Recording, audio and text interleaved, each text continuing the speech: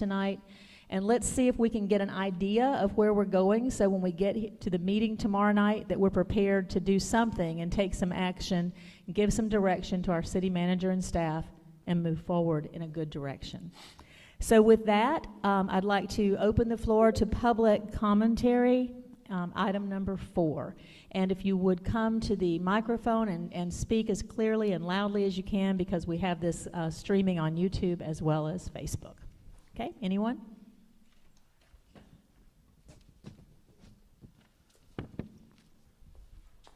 James Finch, 410 East 2nd Street, Lynn Haven.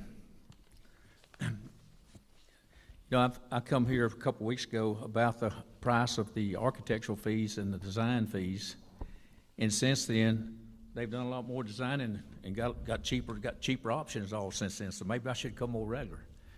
But the problem is that when I was here last week, the city manager put a proposal to y'all for y'all to bid on and approve a $650,000 concession stand with $49,000 worth of fees, a $700,000 concession stand. Well, when I said that, Commissioner Russell says, "Oh, don't worry about that. We can do that in-house." And I said, "Appreciate that. That's $700,000 savings.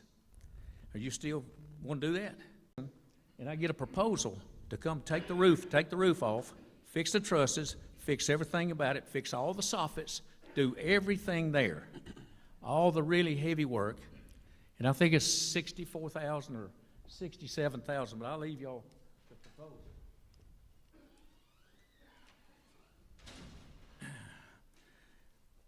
Remove the old roof completely down to the original decking. Remove and replace all of the rotten decking with a new CDX plyboard. Build a temporary strong back support system of the 2-inch story plans where parallel beams are broke. Cut loose existing rafters, replace the entire beam using new double 2x12s and install support jacks directly underneath. Resheet and with new plyboard as needed. Remove and replace all old subfacial around perimeter using 2B8 yellow pine. Remove and replace the rotten broken rafters around the utility gable as needed. Remove all old vinyl, install new moist barrier and new vinyl siding. Remove all J-channel and remaining soffits under the eaves. Install new 1/2-inch plyboard under the first story building. Install new vinyl soffit around perimeter of each level. Install new PVC coated aluminum facial around the entire building. Install a new 30-year fiberglass single roof system including new metal eave trim and all necessary flashing. Remove and delete gable louvers. Install new ventilation system. Clean up and haul off all trash and debris. 10-year workmanship warranty against all leaks due to natural wear. Total price, $64,532. So with that, and you give $50,000, $60,000 to put the windows in it and paint it and clean it all up, we're talking about $120,000 versus $700,000. Guaranteed, and he can start work on it pronto. So there's a $700,000 building, but when the city manager put it to y'all, they was gonna build this $700,000 concession stand without any ball fields. So I was really concerned about that. And it had a new 23,000 square foot community building, and there wasn't a $23,000 square foot community building there when the hurricane come. So FEMA ain't paying for that. You say, well, I want this, I want this wish list, but they ain't paying for nothing that wasn't there. Instead, she had $2.5 million from FEMA or whatever. They tore all the ballparks down. So it's going to take a bunch of money to put the fields back. But if there's $700,000 there that they can fix the concession stand. Now, they wasn't going to replace the concession stand there. They was going to fix this same concession stand for the $700,000. In their wish list was $25,410,000 after meeting with the city employees. What all they wanted to build out there was $25 million, which is a lot of money. One of them being a $700,000 concession stand, an additional concession stand by the soccer field in between the basketball field. $700,000. A new metal building, 2,000 square feet, bathrooms, concession stand, and everything, brand new, $225,000, $250,000 at the most. But if you're going to do it for the soccer fields, and I've been to a bunch of soccer games, and Ted's my project manager said he'd been coaching for 20 years and there hadn't been any concession stands open because it's 9 o'clock on Saturday morning through 11 or whatever. But I think that you could put a $20,000 slab there and let a food truck come there, and that'd be a $700,000 savings for that concession stand and the food truck, if you needed one. Now let's go to the metal building there. The metal building was a 14,000 square foot building there that they played basketball in, and they got some offices and trophy room and all that stuff. So I go out there, I go through it. It's kind of caved in and all. So I get the metal building people. I buy a bunch of metal buildings, so I'm a dealer. So I get them to come down here for Alabama and go through that building. They say tear it down. Well, they said we can put a new end roof on it, a new end wall, all the purlins, take all the sheets off, re-insulate it, put all the sheets on it, back brand new. Now this is what gets me. If I'm reading their deal right, they want to replace it for $4,120,000. So the people that built the building, I went and found them. I don't want to build a building. I don't want anything to do with that. I just want to save the city, and the city get the best deal, and I know they wasn't getting the best deal. So I get the metal building people down here, so I got a proposal from them to fix the building, certify the building, take all the roof off and every sheet and put every door back free except for the roll-up door, just like you would a brand new metal building. That proposal here I'll leave with you. Now, if I'm reading this right, it's $4 million to replace this building. They're going to fix it for $135,236. That's almost a $4 million savings there. If y'all, you know, if I'm wrong, I'll leave, but I'm telling you, that's what it is right there. And I'll put my money where my mouth is. I'll bond the job. But $4 million to replace this building. Now, the building's pretty rough on the inside. The $135,000 gets the building right. You need to go in there and fix it and all. So I'm just throw $200,000 in there, tear everything out, and do something with it. But Mayor, if you would go over the train and say, hey, is there any way y'all can give us a deal on air conditioning? You put air conditioning in that big building, they'll play basketball 18 hours a day. It's too hot in there. It's too big. But that building is no way to be torn down. They said there's so much damage they want to tear it down. I don't know if they proposed some new buildings or whatever, but this is a certified building for $135,000. What y'all do on the inside, those people you got work, they can work on it, or you can get somebody to do that. But on those two buildings, that's a hell of a lot of money. And I think if, you know, they need to come up here and justify whatever they're going to do. But I got it. I buy the building on the ground, brand new, trucked in, 14,000 foot, between $7.30 and $7.60. Laid on the ground. You got $6 a square foot to put it up. You got $8 a foot for the slab. So you got basically $20 a square foot for a brand new shell building standing up. Now they're proposing a lot more money than that. So, I mean, they could justify whatever, but they're proposing this money. They're not guaranteeing anything. When the bids come in, it might even be higher than that. What I knew about ball fields, I built the two largest ones in this county. I built Frank Brown Park 20 years ago. I built the new park that's out there now, opened 2 months ago. The bids come in. The architects told the TDC it was a $30 million job. We worked on it for 2 months bidding the job. I go to the TDC. I'm low bid at $51,700,000. It went all the way to $67 million. TDC and them said, oh my God, what are we going to do? I said, well, you're sure not going to pay them to redo it. I said, I've got all the criteria, all the prices, nuts and bolts, everything. I said, I will meet with y'all free, and I'll tell you what. I said, do y'all realize y'all got $16,000 worth of garbage cans here? You got a $900,000 beer garden inside the ballpark? Do y'all realize that? They didn't even realize that. I said, well, if I can get it down, you give me a contract, I'm going to meet with you free. We met 4 times, 3 or 4 hours at a time. I got a contract for $23 million. They're playing ball out there now. So that was a big deal. They didn't guarantee anything. The architects are saying, okay, it's too much, but they wanted to charge money to redesign it and get it back into what they wanted.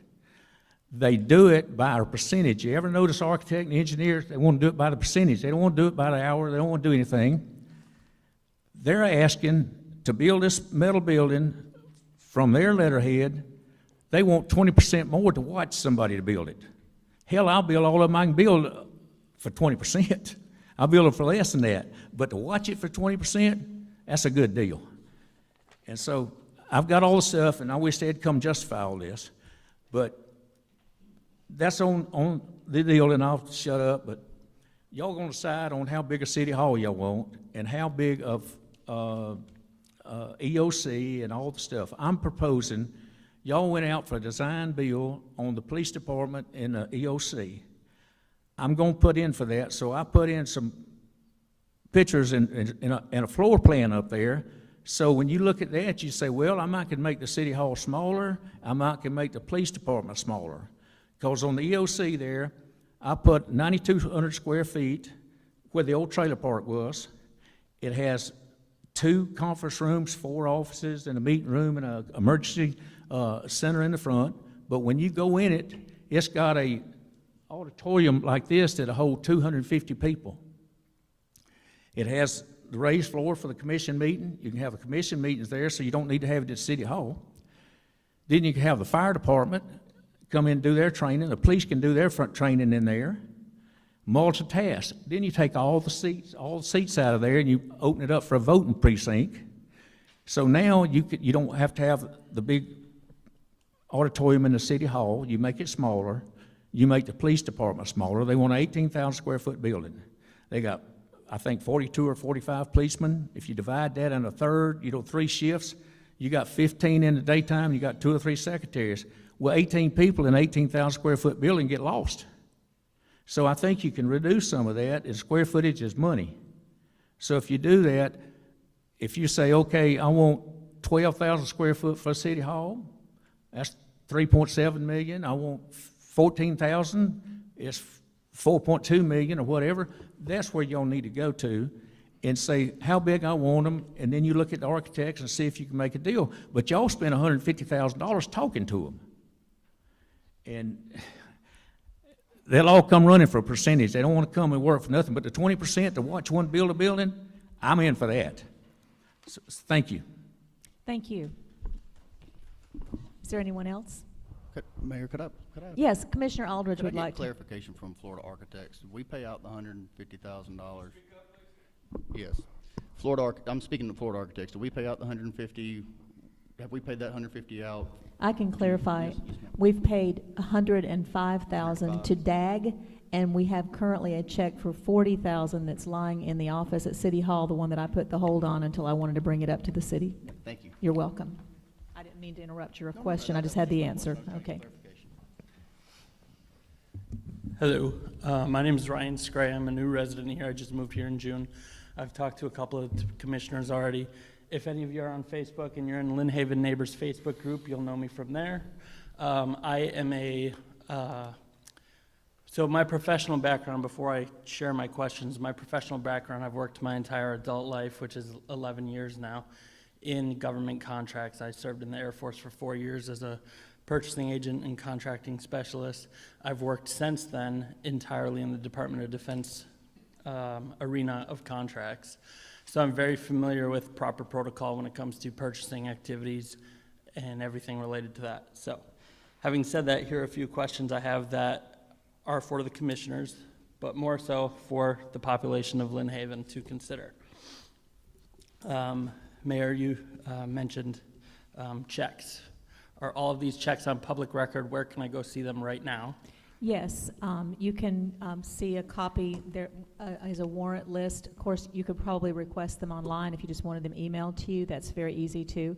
But if you wanted to look at a hard copy, those are available at City Hall. Right now with the COVID as it is, you might want to just ask for an email copy, but they come out every 2 weeks. Okay, so I would urge with that, I would urge the city to consider in this digital age that we're in to have a copy of all checks, or at least a report with the details of who's paid out and how much, available online to all of the citizens at any time. Purchase orders, are those also publicly available? Any document with the city is publicly available. Is it only upon request? However, you have to request them. I think where you're going with this is just putting them out there. Again, yes, not necessarily the entire purchase order itself, but high-level details. Any taxpayer at any time, they can go and see the company I work for, how much they've been awarded in contracts through the federal government. There are databases out there that track that. I understand being a city, we're a lot smaller, so it might be more labor intensive to do so. However, we also should have a lot less expenditures than the federal government. We hope. If you don't, you as a city, you probably have a problem. I mean, I don't even think Chicago or LA has more expenditures than the federal government. But as a taxpayer and fiduciary of public funds, I see it as something that's not only a pressing need, but a right of the citizens to be able to easily access that and not need to go to City Hall to access that. Another question I have is, what was the actual selection process for the A&E contractors that we are paying and have already paid? There was a bid process. This was a properly procured bid. That's not what I was questioning at all. Okay, in my role, that's a question I have to ask. What is the intended selection and bid process for the actual execution of these projects that we're looking at, the ballpark, City Hall, library, things like that?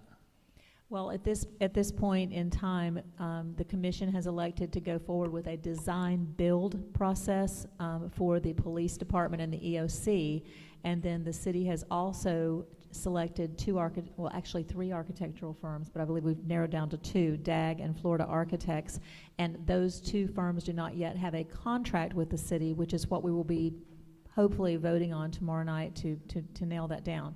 Will those proposals be coming in sealed? They always come in sealed. Okay. I would defer to attorney if I... The proposals from the architects originally... We're beyond the bidding process. I think he's just wanting to know the city's process. Procured. The only time that you would have a sealed proceeding is during the bidding process itself. But in the case of an architect or engineer, their bidding process and requirements are under the CCNA statute. Don't ask me to quote you the statute number, but it's known as the CCNA statute, and they were properly procured. The question is, what is the size and scope of the project? Because that's how the architect and engineering firm are going to determine what their do not exceed prices. So it doesn't actually seem like we have a set size and scope for this project yet, because it sounds like we have everything from $5 million to $12 million, and being the creator of the Lynn Haven Neighbors Group, I polled on July 28th asking the group members, which is over 900 now. I know that's not the 12,000 we have in this city, but how much do you think the new Lynn Haven City Hall building should cost? I provided options of $6 million or less, $12 million or more, between $6 million and $11.9 million. One respondent was for $6 to $11.9 million. Two respondents for $12 million or more. 54 respondents for $6 million or less. Obviously, the city, I mean, that's only a small portion of the city, but and it's not a perfect poll, but that is representative of what the city population would like.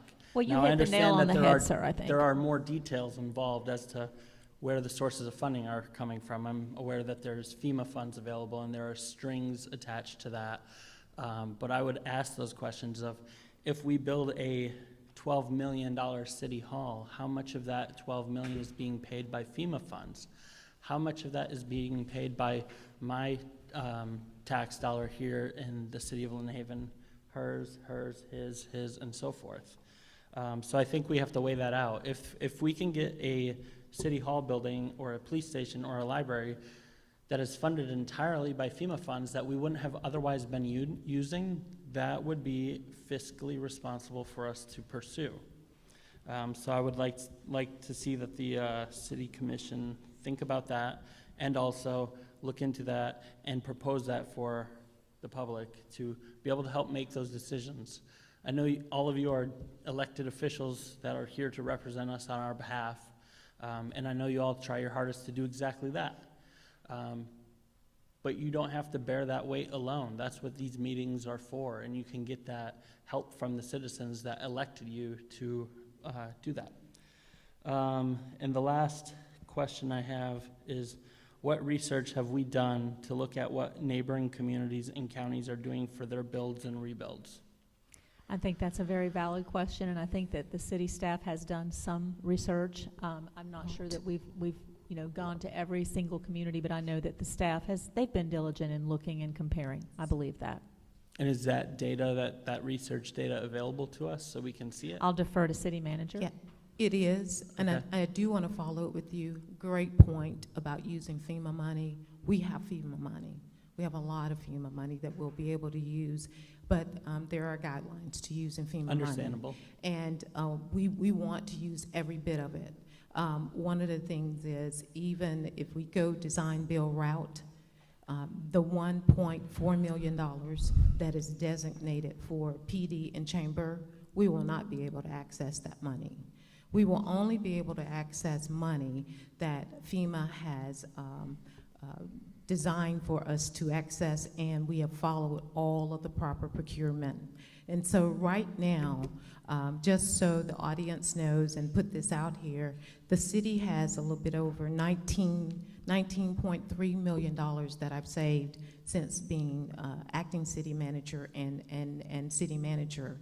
We have about $4.1 million that is obligated, that we will get from FEMA if we follow those guidelines with some of the city buildings. And then we're waiting on some other monies that will come through buildings once those buildings the cost estimates are in, and they will designate that money. So you're absolutely right, between FEMA money and insurance money and doing the right thing, we'll be fiscally responsible. Totally agree with you. And my final comment, rather than a question, is knowing my background, I just want to share with the public as well. I have offered to at least 2 commissioners, and I've sent emails to all of the commissioners and the mayor to discuss my background and my willingness to help the city as a taxpayer, free of charge, using my professional background, because it is self-serving as a taxpayer. I want to make sure that the city is spending my tax money in the best way possible and doing it in a proper protocol. So that is an open-ended offer. At any time there's a meeting involving this kind of stuff, I do plan to be here. And finally, even though I am an out-of-state transient, I just moved here in June, I just want everybody to know that I'm as dedicated to Lynn Haven as anybody. My daughter will be starting here on the 20th. Her mother and stepfather actually moved to Lynn Haven as well, so you have 2 families here that are buying into Lynn Haven. Awesome. And finally, when it comes to ethics, there is no price anybody can offer me to buy my allegiance. Many have tried when I was deployed. You don't have enough money to buy my opinion, so I'm just going to give it to you straight as a taxpayer, and that's the bottom line. So Thank you. Thank you for coming out tonight. Is there someone else who'd like to speak? Yes, sir.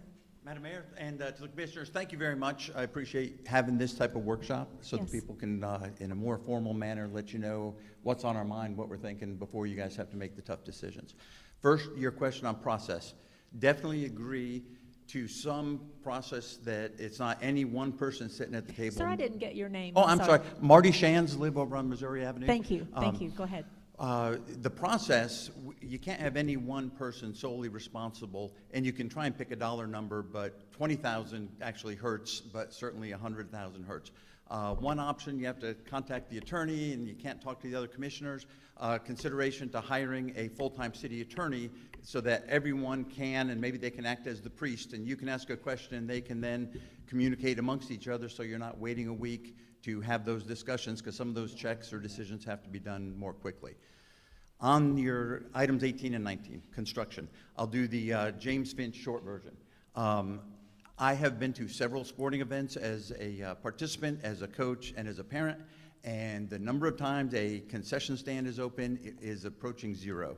So when I heard the number approaching $1 million for closed concession stands, certainly when we're going to build something in a time of COVID restrictions that you know are coming within the next year, I would definitely hold off on big expenditures until we know what the real rules are going to be, or we're going to spend $500,000 on a building and then have to spend another $250,000 to upgrade it to the new filtration system and distancing and all that.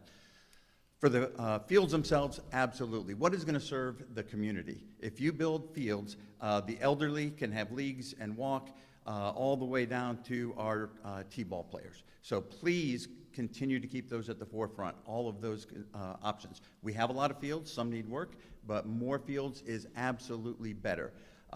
Consideration to an aquatic park, that's for, way down the road, but for the money we were talking about that ball field, the new building, we could probably build an aquatic park similar to Frank Brown that is a way underserved need in this area.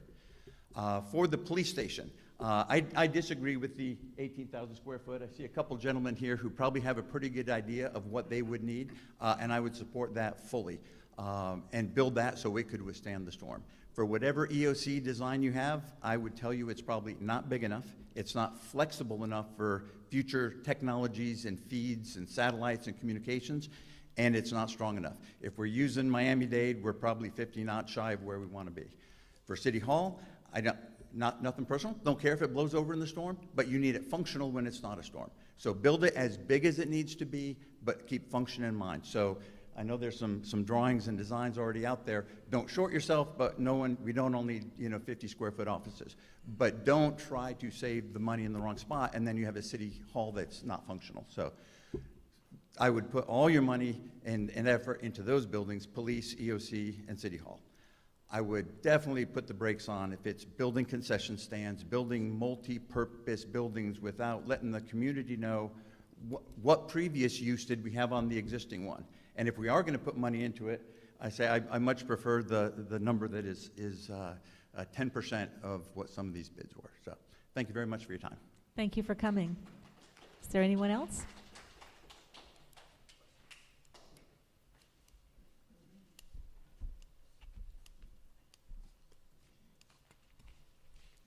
Hi, Danny Mitchell. My friends know me as Mitch. I'm a resident here in Lynn Haven. Can you clarify for me once again how we got the $150,000 and who authorized it and what procedures are there that we went to just write our damn money to $150,000? That's our checkbook, not your checkbook. And I came here for a different reason, but when I heard that, I want to tell you, you on my side? That's just like me going in there taking your money. Where's the protocol?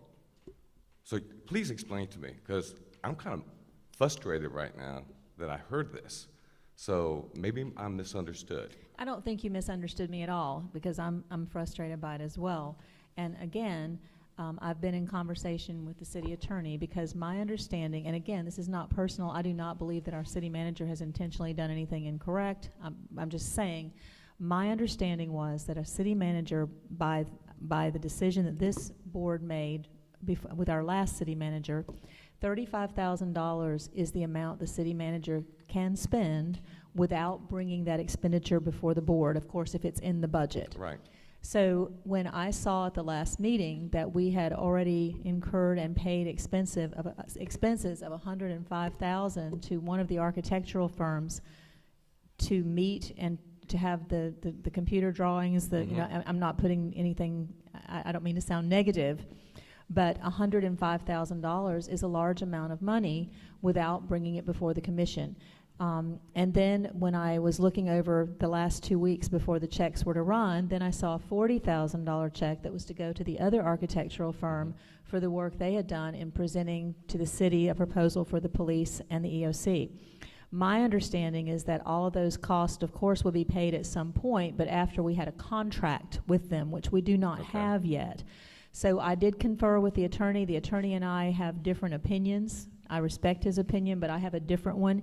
I do know that the commission authorized her to negotiate Mrs. Gaynor to negotiate with the architectural firms, but I believe it could have been done in a different way. I believe the city manager should have brought the proposal. You know, they said that they'll bring us to this point, but the cost is going to be $75,000. Do I have the commission's approval to go forward? That's what I would have liked to have seen. Right. So that's the question I was asking tonight, sir. So. I'm not questioning that they I'm have asking you fees. this. I'm not So- questioning that at all. So after the revelation that y'all found out there's 105,000 and that y'all had a misunderstanding, what steps are y'all gonna take so that from now on, we don't have a meeting like this, oh, we had a difference of opinion. We didn't look at it the same way. Well, sir, what I'm asking is that for tomorrow night's meeting, I'm going to bring this up during the mayor's report, and I'm asking this commission to be thinking about it. Is there an amount that this commission is comfortable or uncomfortable with? I thought it was $35,000, but apparently I was mistaken. And also, I'd like a protocol that once a month, at least, that the entire commission receives a document to review. Oh, well, we paid $200,000 for a piece of equipment, or we did. I want everybody to see it, because even though I'm not the chief financial officer of the city, I am the treasurer. And when something goes wrong here, if you've noticed in the last year, I'm the one who carries the blame. Right. And so I want this entire commission to be aware of every single expenditure that's taking place that's over a certain amount to the same. And so that's all I'm proposing. Right. I'm not insinuating there's any I wrongdoing also at all. want to say that you guys have a tough position as well, because you're representing all of us. And even in a group of two, sometimes we can't get a consensus. I can't imagine with all of y'all trying to get a group consensus. But with that being said, I know y'all got a difficult job. But at the same time, you are watching our money, my kids' money, my grandchildren's money. And I hope when you guys are doing this little rubbing of the elbows, shaking of the hands, and who you know gets thrown out the window and start thinking about the residents and thinking about our money. Thank you. Thank you, sir. Is there anyone else? Mr. Walker? Mayor, is that money reimbursable? Do you know? Is that money reimbursable Yes, for it those is. fees? Okay, so that money's coming back to us, sir. That money's That money is reimbursable, so it's coming back reimbursable. to us. And so Commissioner Aldridge is speaking. Okay, we cannot speak out of order. I'll let you speak as much as you want. Okay, it's still out of order. He's saying, is that money reimbursable? What he's saying is, because this is a FEMA project, a disaster recovery project, would these fees be reimbursable? Well, I'm hoping that all the money that we're spending is going to be reimbursable through our insurance or our FEMA. I'm just saying that we need the protocols for procuring and spending. That's my opinion. So go ahead, Mr. Walker. Good evening, Rich Walker, American. That question that you just brought up and the discussion you just had is answering some of my questions. We noticed the 105,000 3 weeks ago. We asked the question, where was the RFP for this? Who's responsible for spending this? Now I have some answers. They're not good. And I understand your complexity on this. I know you don't like history lessons, but this question was proposed to a former mayor. And the answer, when given by a truthful citizen, resulted in him being beaten and jailed. The treasurer. The mayor? Former. Okay, Former. go ahead, sir. I said that specifically. The thing is, and you said it, you are the treasurer. You're responsible for signing every check, countersigning it. That is along with whoever attests to it, happens to be the city manager now sometimes. Okay, you see every check. You countersign every check.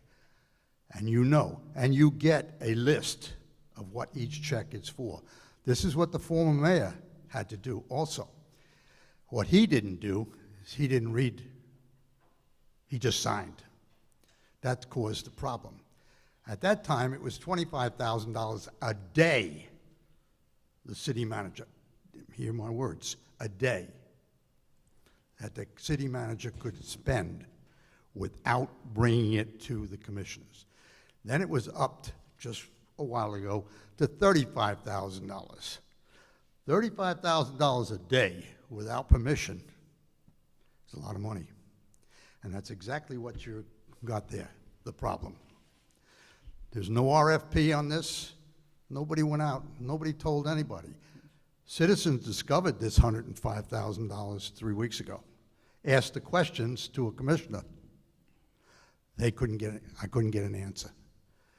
So, I think you're on the right track of correcting this in some way, that you have documentation as treasurer, you see what's being signed and what it's for. When you upped it to $35,000, that was, we thought was wrong. It should have gone lower back. However, that's coming up in the next few meetings.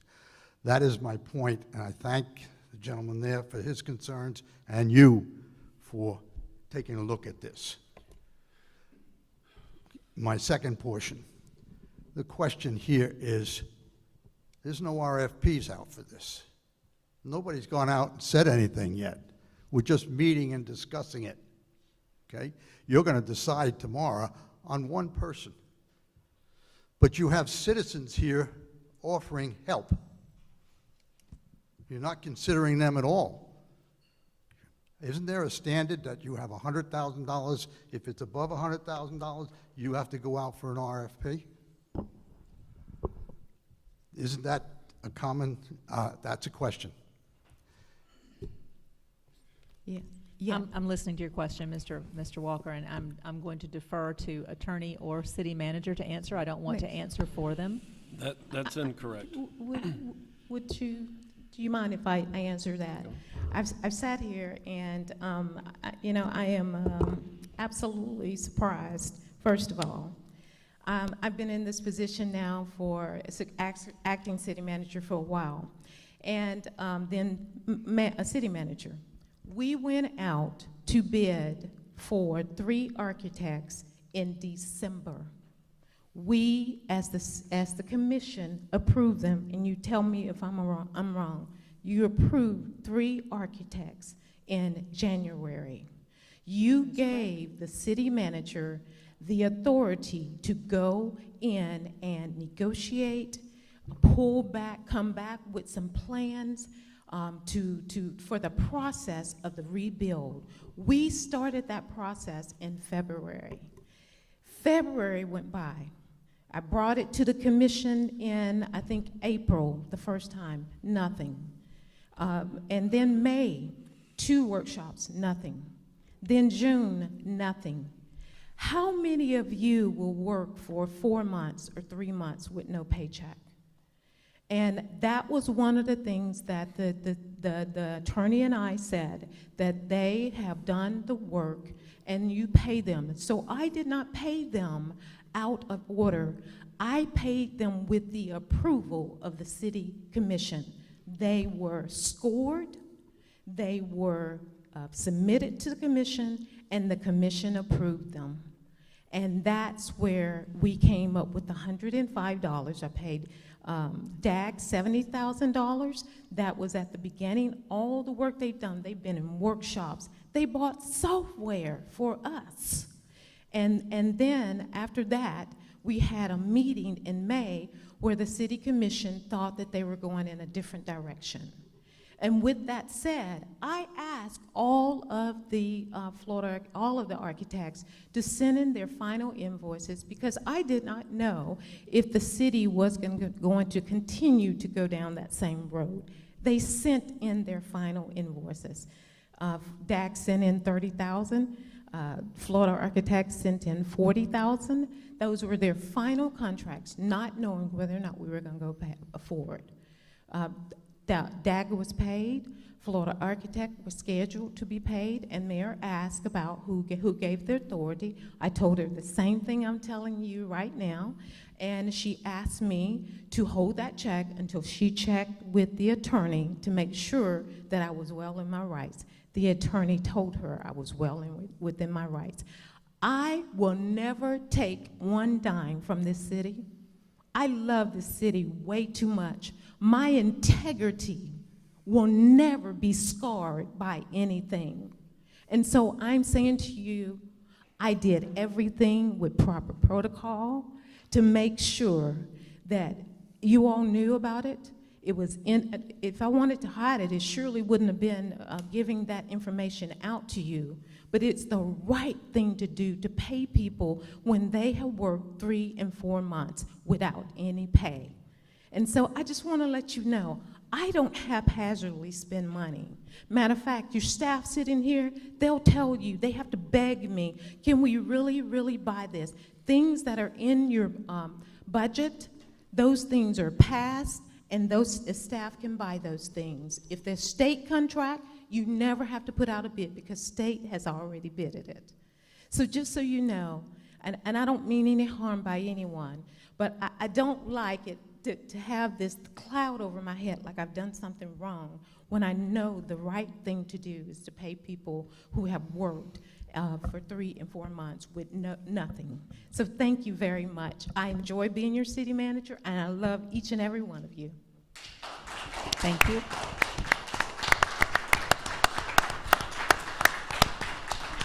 Thank you. If I may, I did not in any way imply that the city manager has done anything incorrect, certainly that she's taken any money. I never said that. What I said was that costs were incurred. I also agree with her that the city attorney has said that she is within her rights to have paid the $150,000. What I'm saying is, what if the bill presented by the architects would have been $500,000? What if it had been $600,000? What I'm saying is, if the bill was presented, you have 30 days to pay, and by statute, they should be paid in a timely manner. We've been negotiating since February, so at the end of February, why not bring forward costs to the commission? It's going to incur some costs, commission. If it's going to be $100,000, why not bring that before the commission before the check is written? Not saying not pay. Anyone is deserving of the pay. So please don't construe my words. I've not accused anyone of wrongdoing. No one. All I'm saying is that I think we have to look at our internal controls again in this city, because internal controls and the lack of them is what brought us to where we've been in the last months. And some of you sitting here did not take the brunt of that. I have, and still continue to do so. I want our internal controls in place. And so if you tell an architect we're going to incur cost, or an engineer or any other vendor, and you don't know in advance what we're going to pay them until you get the invoice, and then you write a purchase order after the fact for the amount of whatever invoice they present, that's a little scary to me. A little scary. So now I'm done. Thank you. I also thank you for the background, because that clears up a few things and didn't answer my question about RFPs or RFQs for $100,000. But let's get by that, and I agree with you. Nobody was accusing anybody. No. In fact, I said, congratulations on taking a look at what we have to do to correct, maybe, or help this. Okay, with that said, my second part here, I said you have citizens that are offering to help. There's no RFP that we know of out to help you. I want to suggest something. You don't know the size of your library, media center, or whatever. You have our staff working on renovating buildings, okay, taking them away from their original jobs and saving us some money, okay. Let me suggest this. In the past history, when this town suffered catastrophic damages, fires, whatever it is, the old buildings of this town took over and were put in service. One of them was your old library. It continually was put in service. I'm saying this. You have it still there. You don't know what you're going to do for a new library or media center. You're being offered to take it back for a while. If you help us, we're almost finished getting it ready again. And it's right in a central location, right next to the school, in a park and everything. If you'd like to have it, the Historical Society would love to have you return it and put it back to use. It still carries its legal name, McMullen Library. Thank you. So, with that said, another group is trying to help. Thank you for your answers and giving Thank us an update on that. Thank you. Is there anyone else who'd like to speak this evening? Yes, sir.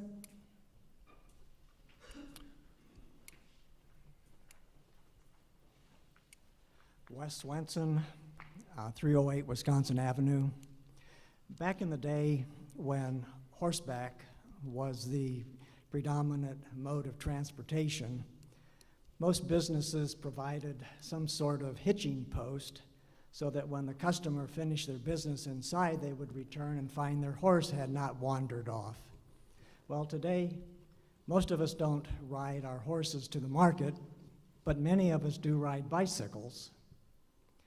So, in order for Lynn Haven to become a more bicycle and pedestrian-friendly community, I would like to suggest that the city of Lynn Haven partner with some of the more heavily trafficked businesses to procure and install bicycle racks, a hitching post of sorts for our present-day horses.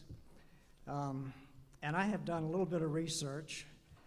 There's a variety of bicycle racks available. Some of them are better than others. And what I propose is a very simple and efficient and secure bicycle rack called a wave rack. I don't know if anybody back here would like to see them, but they look something like this. They can be installed in the ground. They can be installed on top of cement with lead anchors and screws. They're easy to install. They come as one complete unit. They come 2 3/8 inch diameter galvanized pipe or powder coated or even stainless steel, which is of course really expensive. I have selected a 5 bicycle rack because I think maybe 5 bicycles, might be a good number. I would like to share this with you if you would have it. I got all this information from a very comprehensive website called Mad Racks. That's MADRAX.com.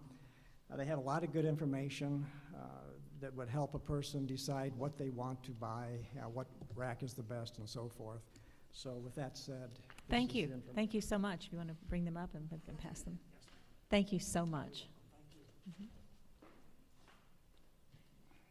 Is there anyone else who'd like to speak this evening? I've got a gentleman in the back, Mr. Finch. I'll come back to you.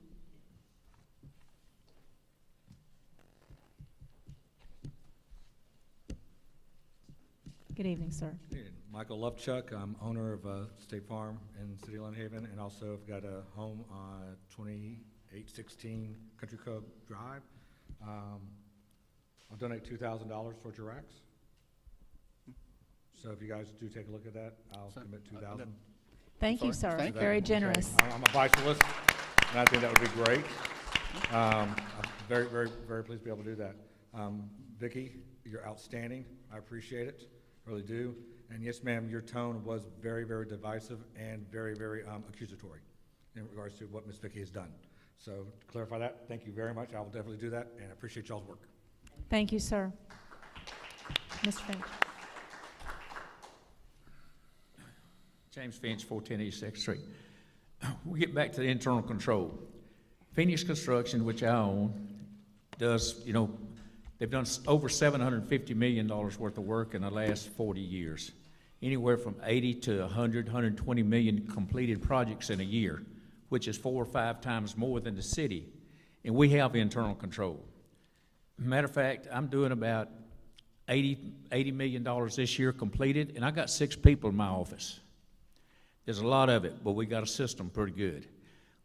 We put a contract in there, the year 2000, the decade 2000, 2001 will be 01, 01. The 2001, the first job, second job, whatever, like right now be 2010 is a job. I give the contract manager a schedule of values of everything on the job, where it's a $30 million job, a $300,000 job, whatever, it gets a schedule of values. It has the steel, it has the lumber, it has everything. And anything, it's got 300 yards of concrete, which would be $30-something thousand, but 300 yards of concrete. If it goes over 300 yards of concrete, they notify the contract manager. The contract manager comes to see me, the job's complete, 300 yards of concrete. Now we pay him for 320 yards. Well, the concrete usually don't walk off. You can find it pretty easy.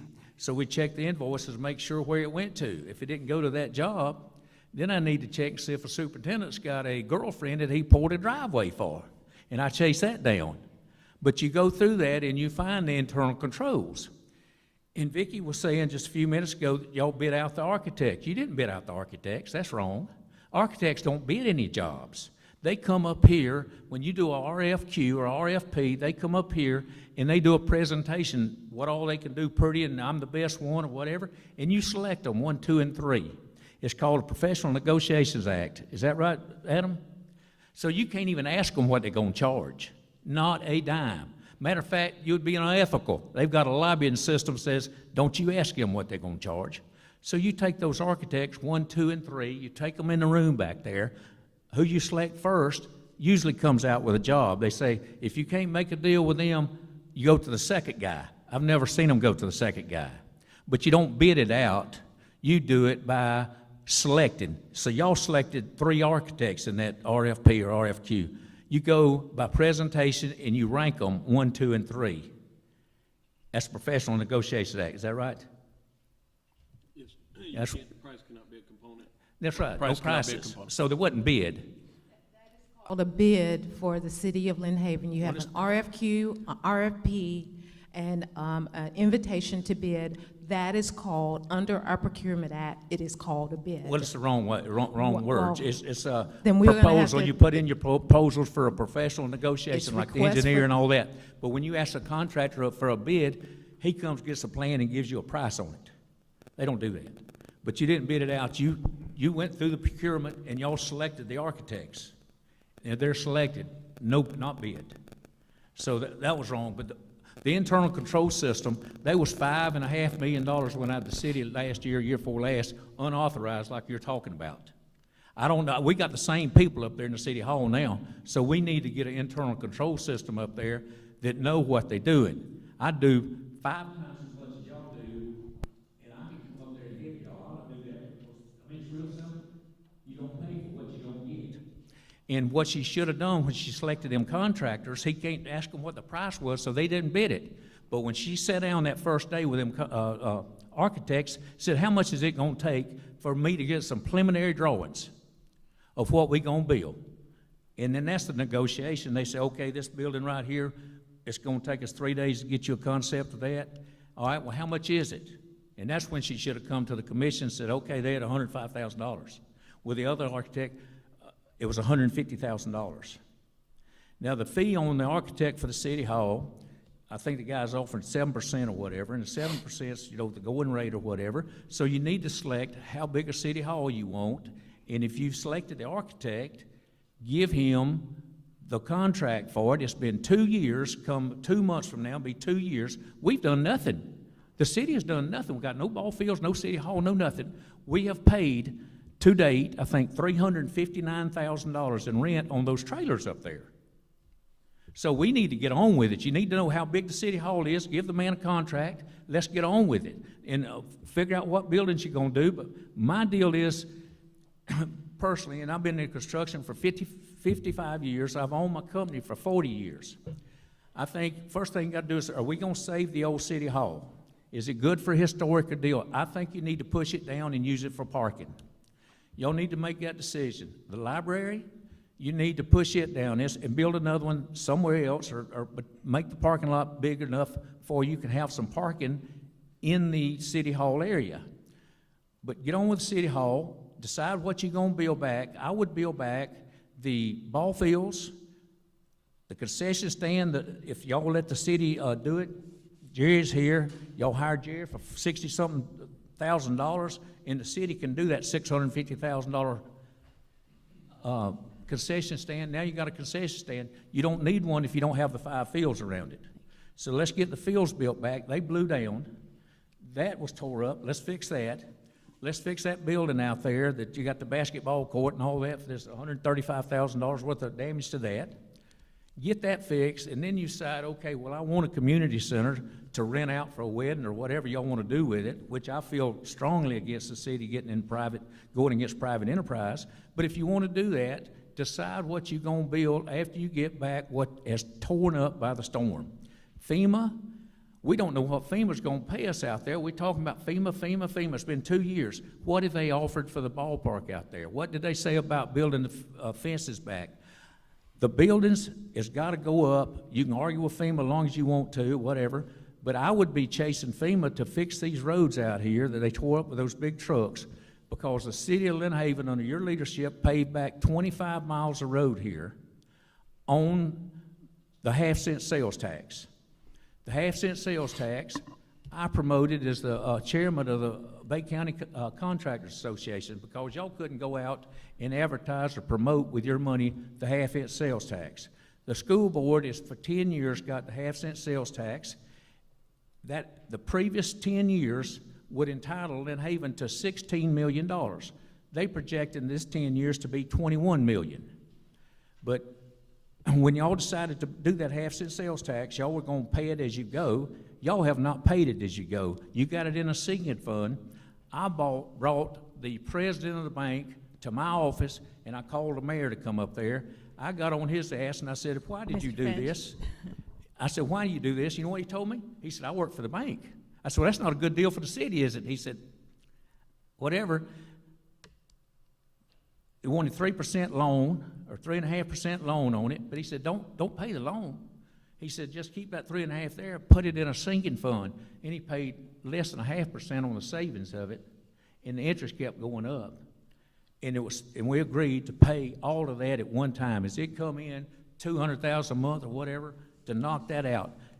And that hasn't happened, and it's going to be a topic for tomorrow night. That's what okay, so tomorrow night, but it's going to be a tomorrow topic. night's But Okay. internal control, we got the same people, and $5.5 million was out of there, and we got $150,000 with these architects, and they'll take it off their new bill. Is there anyone else who'd like to speak this evening? Yes, sir. We're just an hour into this workshop, and so we still have the commissioners to speak, and we want to give everybody here who wants to speak plenty of time. We've got lots of time. So whoever wants to talk, floor is open. Ryan Scragan, I just wanted to clarify a few things that this gentleman said, because some of the terminology when it comes to procurement can be confusing for the average citizen. RFQ, request for quote, primarily is used when you're buying supplies and materials. Request for qualifications, not request for quote. Okay, my apologies, the city calls it something other than. Well, we what were I just talking said. about the request for qualifications for professional services. I think you may have misheard, It just sir. gets very confusing once we start using it in different terms for the commission and the public, so I just want Exactly. consistent terms along with. So when the city manager and this gentleman say RFP, are you guys considering that a request for proposal? Yes. Proposals are primarily relative to construction projects and service projects such as mowing the lawn at the cemetery, which is an RFP that is currently up. I think the commission understands all those. No, this is You're- more for the public. public. Okay. Right? Go ahead. And the IFB, invitation for bid, which is what is used for an A&E contract. Yeah, an invitation to bid is akin to a low bid. So what he's talking about is where you're inviting these A&E contractors out. As was said by the city manager, you can't ask for price. You're telling them, Exactly. this is what we want built. Can you draw plans up for that? Now, when it comes to process and control, what I would propose is that we put in place a not to exceed limit, giving these A&E contractors or any contractors in this situation, you are not to exceed whatever that limit is without going, Your not to exceed limit is 35,000, if that's the controls you guys put in place. Whatever that number is, that's the not to exceed limit. If they want to issue out a not to exceed limit higher than what that control is, that's what the commission is for. You go to the commission and say, for this project, we want to build a $6 to $12 million building. I suspect that the A&E contractor is gonna need more than my limit to do these drawings, do I have permission to give them a not to exceed limit of whatever that number may be? So that's my proposal for you guys to consider for controls in that aspect, because as has been stated, I believe that you've done what is within your scope as backed up by the attorney, but I also have respect to the mayor for questioning, are the controls correct? Do we need to evaluate the controls? So I don't think it's blaming one or the other or anybody. I believe that's what the commission is there for, is to evaluate that and do what's best for the city. So I Absolutely. applaud you all for the job you're doing. Thank you, sir. Is there anyone else who'd like to speak this evening from the public on anything about the rebuild of the city? Anything at all? And I'll move on to the next item.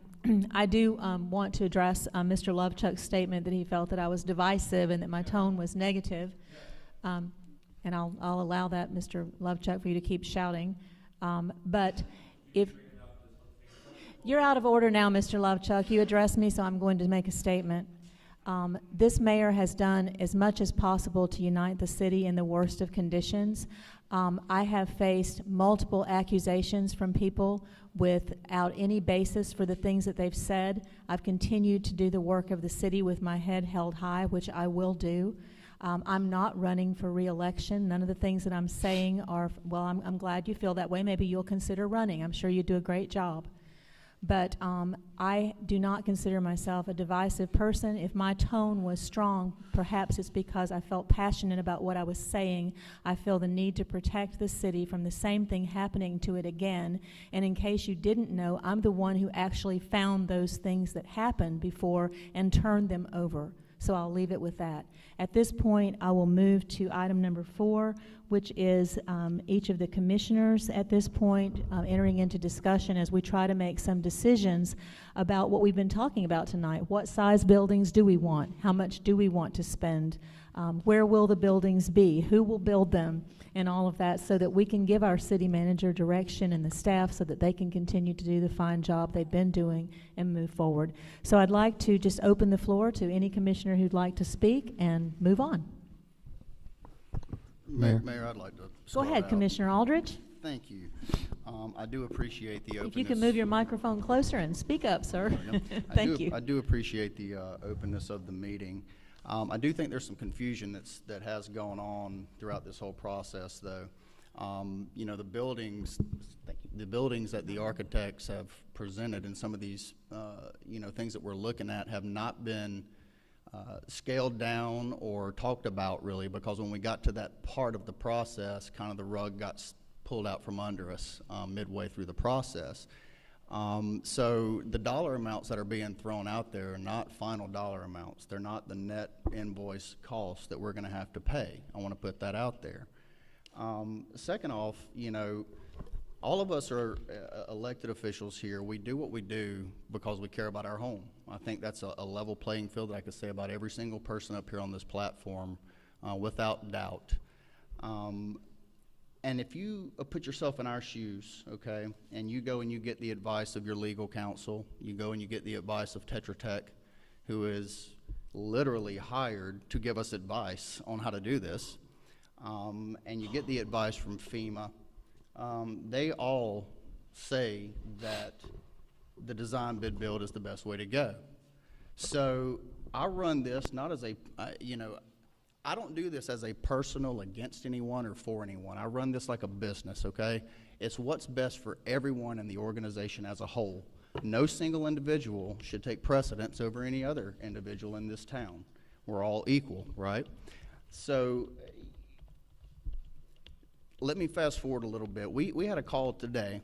I had a call this morning. I want to be fully transparent. I'm always going to be transparent with you because I have nothing out here but service for you, okay? We had a call today with the FCO of FEMA. He was on the call. Some lawyers from FEMA were on the call. Our attorney was on the call. Vicki was on the call. And they were wondering exactly what's going on. And again, I'm being completely transparent with you. This is not me. I was just on the call, okay? But they say if we keep going this direction, that they would possibly hold all funding from the city of Lynn Haven for every project. They said that they do not like changing horses mid-race. They do not like single source. They do not like not having bid processes. They even brought up our last 2 meetings. So they watched the meetings, okay? Their exact words were, I almost don't know how to advise you, Commissioner, because this is completely illogical from the federal government standpoint. We've never had anyone reject federal government help. And if we go this direction, you're rejecting help. So you put yourself again in my shoes, sitting in this seat, or some of these other commissioners, and you're getting that told to you. And and I hear what you're saying. I feel the same way. I want to save money too. It's my taxes too. I live here. My gosh, I didn't move in. I'm not in Tennessee. You know, I'm here with you guys. But if you get off that phone call, and you get off the phone with Tetra Tech, and everyone's saying, I don't even know how to advise you right now because this is unprecedented. What do? What do I do? Do I risk all of our funding? Do I risk it? Or do I just go with what they're telling us and try to go that direction?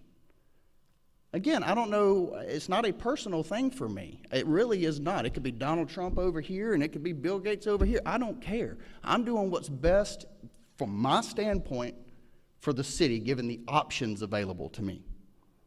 So that's where we stand. That's where that call was. And this morning, the call ended with, do things right, or there'll be people around you don't like. And I'll leave it at that. May I ask you a question, Commissioner Aldridge? Yes, Mayor. When did you become the spokesperson at the FEMA meetings for the city? I didn't realize there was a meeting today with FEMA. Yes, ma'am. I don't know who's scheduled. I was just I'm on it. curious. Thank you very much. I'm not a Because spokesman, since though. you were not a commissioner during the storm or after the storm or seated at the table with FEMA from the beginning, I'm just curious as to why the mayor didn't know there was a call today and you were the spokesperson. Just a question. You can call Brett Howard and ask. Thank you. Mayor, if I may. Anyone else? Said Mayor, if I may. Mayor, Mr. Commissioner Perna. Perno? I just, I've heard everybody and I appreciate your comments. Ryan, if you're out there, I did get in contact with you right away when you emailed me, and I really think your website's good or your Facebook group is good for getting opinions for people and surveys as you would. That is a good thing, and appreciate you being willing to give free services to our city. Marty, you did a great thing, and I stand for what you said about fields first, and I think that's something that we should really look at. You know, our city buildings need to be rebuilt, but the amount of people in our population, they don't go to the city hall. They want to get out and see their kids play ball. They want to go and do stuff, you know. So we got to think about what, you know, what's for the people, you know. And fields first is definitely how I feel. And Mr. West, I really appreciate your comments about the bikes, and I'd be willing to help also on a private aspect, private donation. I think most of the commissioners would. And I think you're really saying something, because I don't know if you've seen it lately. The e-bikes are coming on with a vengeance, and e-bikes are being produced more than you know. It's probably happening more in urban areas, but I think electric bikes are going to be the way of the future in a lot of ways, coming this way, and they'll need to be harnessed. So, you know, just as well for a regular bike or an e-bike, they can be put on a bike stand. So and Mr. Mitchell's gone. I won't comment to him. And Mr. James, I feel like you too. I want this done, and we've spoke. I want this done as inexpensively as possible, you know, for the sake of our citizens. What's coming out of our pockets should be the least, and it should be the best job it is. And we've got to hold these people to that. So we started at a high, grandiose price, and it's come down quite a bit. And I'm hoping that we as a commission choose the lowest price possible and value engineer that to the lowest price possible, and to get things done for our citizens. And you know, and in a responsible way, but, you know, we don't need to overspend on stuff that, you know, and I appreciate your eye to stuff, because you know more about it than anybody in this room when it comes to putting stuff together like that. So I can't thank you enough for that. But mainly I want to say and echo kind of the sentiments of Commissioner Aldridge. We are into a process, and we're down the road with these guys. I know we've done a carve out for the city hall, and I felt like I was kind of the swing vote on that, because I felt like, you know, when I heard it, I was like, okay, yeah, let's take that insurance money, let's get a project going, and let's get something started. It really hit my heartstrings, because I want to get something built first, like you said, let's get something built. So I thought the police and the EOC was the best thing to do for what we're said. Now, I didn't know it was going to jeopardize FEMA funding, you know, in the respect, because I thought it would be funded from our insurance money, and it looks like, you know, it will be, you know, coming from the project. And so, you know, FEMA here, insurance money here, but hopefully we get that going, and it gets going. I think it's a good thing. You want to see one going this way, and you want to see one going the way we're already involved with, and see what comes out the best, so we know what to do in the future, maybe, you know. And if we put all the bells and whistles into the EOC, you know, then we can downsize. We can, you know, because we're going to guide these fellas, we can downsize our city hall, and our present annex could be no more than a conference room, maybe, or something like that, you know. So we can get this handle on this right now, and this is a pivotal time. So the whole reason was for you guys to come out and do what you've done, and get in front of us and feel, you know, and we feel what you're saying. And I wanted to compound everybody who spoke tonight. I hope I didn't miss anybody. And yet it's important right now, and we're gonna go forth in that manner. So we're charging these fellas over here with giving us the scenarios and the deals. But as far as I'm concerned, I want the lowest deal possible. I want the best we can get, and even if it is the lowest deal, I want to try to make it lower as it's going, you know. So that's how I feel, and that's what I've heard from you guys, and I appreciate all your comments. Thank you. Thank you, Commissioner Perno. Mayor, if I may. Commissioner Tender. I definitely have some strong feelings about all of this, and the first one I have to just point out, I have never been notified of a meeting, and since we're just being really honest, I'm not attacking anybody. I will say this, since we started having the drawings show up and all of that, I realized that we did say go out there and get us some whatever. I don't see anything until I come to a meeting. So, and I don't hear about phone calls until somebody says it at the meeting. I personally, I just feel like we've gone about this the wrong way. Everybody's saying we need a size of the building. Okay, so let's make the police department 9,600 square feet, or the EOC building and 10,000 for the police department. Let's say yes. What have we done as far as advertising the police department and EOC, as far as getting the opportunity for builders to even bid on it? Where's that, or where are we with that, I guess I'm asking. City manager.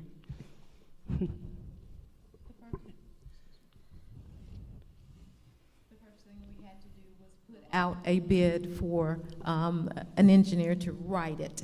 And so the bid is out. It'll open up August 17th.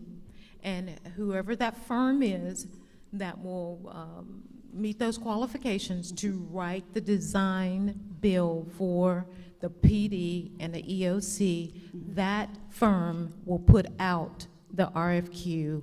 They will write it, put it out, get the qualifications, whoever applies for it, get it, and then bring it back to the City Commission for approval. Okay. Okay. And if I could piggyback off that. Yes, ma'am. So how do we choose what engineer writes all of that? And how much do we pay that engineer before we ever start the first shovel of dirt going? We will do it by selection committee. Again, they're ranked. They are, we have a committee that will look at all of the bids that come in through our normal process. Once we have the the scores, we bring them to the city commission, as we did with the architects here, and we say, here are the scores, here's our recommendation, and this is who we recommend that you choose, but you may go with someone else, but that's our recommendation. Once that is done and you approve, we cannot choose anyone until the city commission approves it. You approve that. Once we approve that firm, then we sit down with the firm, and the firm starts to put together a design build criteria package to write for all contractors to bid on. Yeah. To bid on, yes. Okay. No, I have a number of questions. I don't know where, oh yeah, all these drawings over here that we got from the two architects when they first started, who has given them the input on what to even do? Where does that come from? It's been staff. We've had Mayor sit in on a meeting or two. Commissioner Russell has sat on a meeting. I think Commissioner Aldrich may have sat in on a meeting, but it's really been staff listening to what we've heard from the city commission. And our whole goal here, just so everyone knows, yeah, we started big. And when we got to a point that we really needed some direction from the city commission, we brought all of these plans and ideas to the city commission. That was not the final number, the final place. We just wanted some direction from the city commission. That's where you all came in, that you were not sitting in meetings each week for a couple of hours and going through emails and saying, no, take this out. And so when we brought it to you the first time, we just wanted direction from the city commission to say, go back. We want a city hall. You don't build it anymore for $6 million. We want a PD. We don't want it built anymore for $5 million. So the entire gamut of city hall, chambers, PD, your budget is, I don't know, $11 million. That's what we were looking for. Same thing with the ball fields and the sports complex. And then in the meantime, we were getting money from FEMA saying that they would fund certain things. So that's what we were looking for. Okay. And then right now, today, how much money do we have in insurance? What we have in insurance right now, get my numbers. That was 11 million. We have close to $10 million. It's about 9.8, 9.9. And what is the scenario for the future? We had 23 million, right? Yes, ma'am, you're Okay. exactly right. And we are in negotiations with them, and I can tell you, and our city attorney working with them, that is looking very bright in terms of this. Will not probably go to litigations, but we will probably solve this. So close to $10 million that we've already received. Okay. We have received a total from FEMA, and then we saved some as well. So we received a total of about 19 million from FEMA, and then we have a total of 24 million that has been obligated. So some of that money has not come in yet, but it has been obligated. Okay. And like we discussed a couple of meetings ago, we talked about using the insurance money to build the police department and the EOC so that doesn't involve FEMA money at all. And I guess, how did we leave that? Just, we voted and it passed that we were going to do the police department by design build. Mm-hmm. And so where we're at now with that is we're waiting on getting bids from engineers, and then they will go out and bid. They will turn around and write it. Mm-hmm. Okay. So how many months do you think we're looking at before we can even start building the police department? I'm going to defer to our city attorney because he kind of has a timeline there. I'm not going to answer how long it's going to take the design criteria professional to put the design together. That would be his job, but it's required by statute. I've sent the commission numerous letters outlining the process for design build, outlining and breaking it down in very minute detail to explain the process, which by statute, again, under the CCNA statute, For design-build projects where price is not a factor, which is here, you're going to end up picking a designer and builder based off of the qualifications alone. So the statute says that in that case, the city has to have somebody that's qualified to put a bid together. And in putting a bid together, I would assume that the criteria professional is going to want to talk to the commission to understand what do y'all want, so I know how to put it together. So that's going to take some time. And then once he has an understanding of what this commission wants in a EOC and police department, he will have to put it together, to put a bid together, because you can't just put a bid out that says, hey, I want a contractor and designer to build a police department and EOC. That is not enough to understand if those that are responding are qualified. What if you want 1,000 square foot? Well, that would be a different subset of contractors versus 20,000 square foot of building. Right. So and that size, scope, bonding capacity, all those are part of qualifications that you'll want to understand. So at that point, once he has an understanding of what the project would entail, he has bid it. My guess is at the very least you're going to want a 30-day response period minimum for the contractors to put their package together. But I'm going to rely on him as the design criteria professional. Do not rely on me on how long it takes. But you're going to have some time, usually minimum on big projects, 30 days, for a response time to make sure that the advertisement goes out, that we advertise properly, that the contractors have an opportunity to see that advertisement, and that they have an opportunity to put a response together.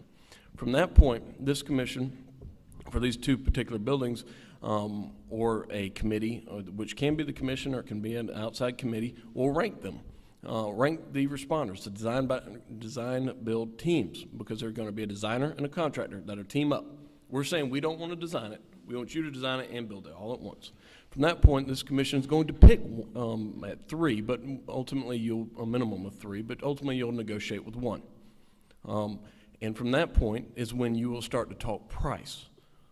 Because until we get some more solidified plans, we can say we want 9,000 square foot for an EOC and 10,000 for a police department, but I would suspect even some of the best contractors, and we have some very good ones here in Lynn Haven, would say it's going to be hard for me to give you an exact price when you're just giving me square footage alone. Do we want the building hardened?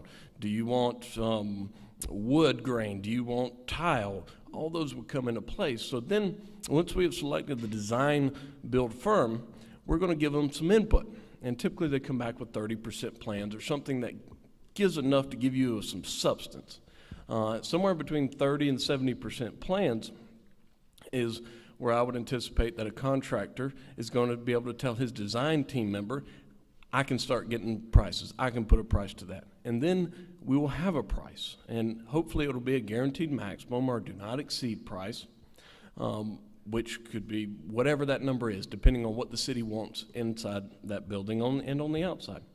From that point, if the city's not happy, if the city could say, we think that's too high. We think the number 2 team can do it. They could eliminate number 1 contract design team and go to number 2, or they could say, we're happy with it. That's what we want.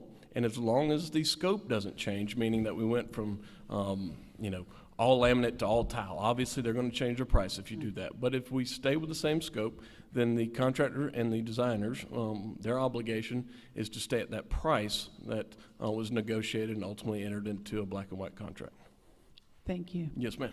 Now, my next question is, did you just tell me that we have advertised somewhere for the first process? I mean. That is correct. You're okay, right. So we have advertised. And the opening of that bid is August 17th. Okay. Yes, ma'am. Okay, so at least we've done something. Yes, ma'am. So to not irritate FEMA and not do all those things, let's make what decisions have to be made? I mean, let's make them. What is it? What do we have to decide tonight? Let's do it. Commissioner Russell, did you? Well, first of all, we can't make decisions tonight because it's a workshop. Second of all, my understanding is we would have to reverse course and go back to design bid build if you want to not piss off FEMA. Thank you, Mayor. Hold on, I don't understand. Which one don't you understand? That we're in a workshop or that we need to go back to design bid build? I understand that we're in a workshop. Okay. Then the second thing is we need to go back to design bid build instead of a design build. Oh, that's what the problem is? Yes, it is.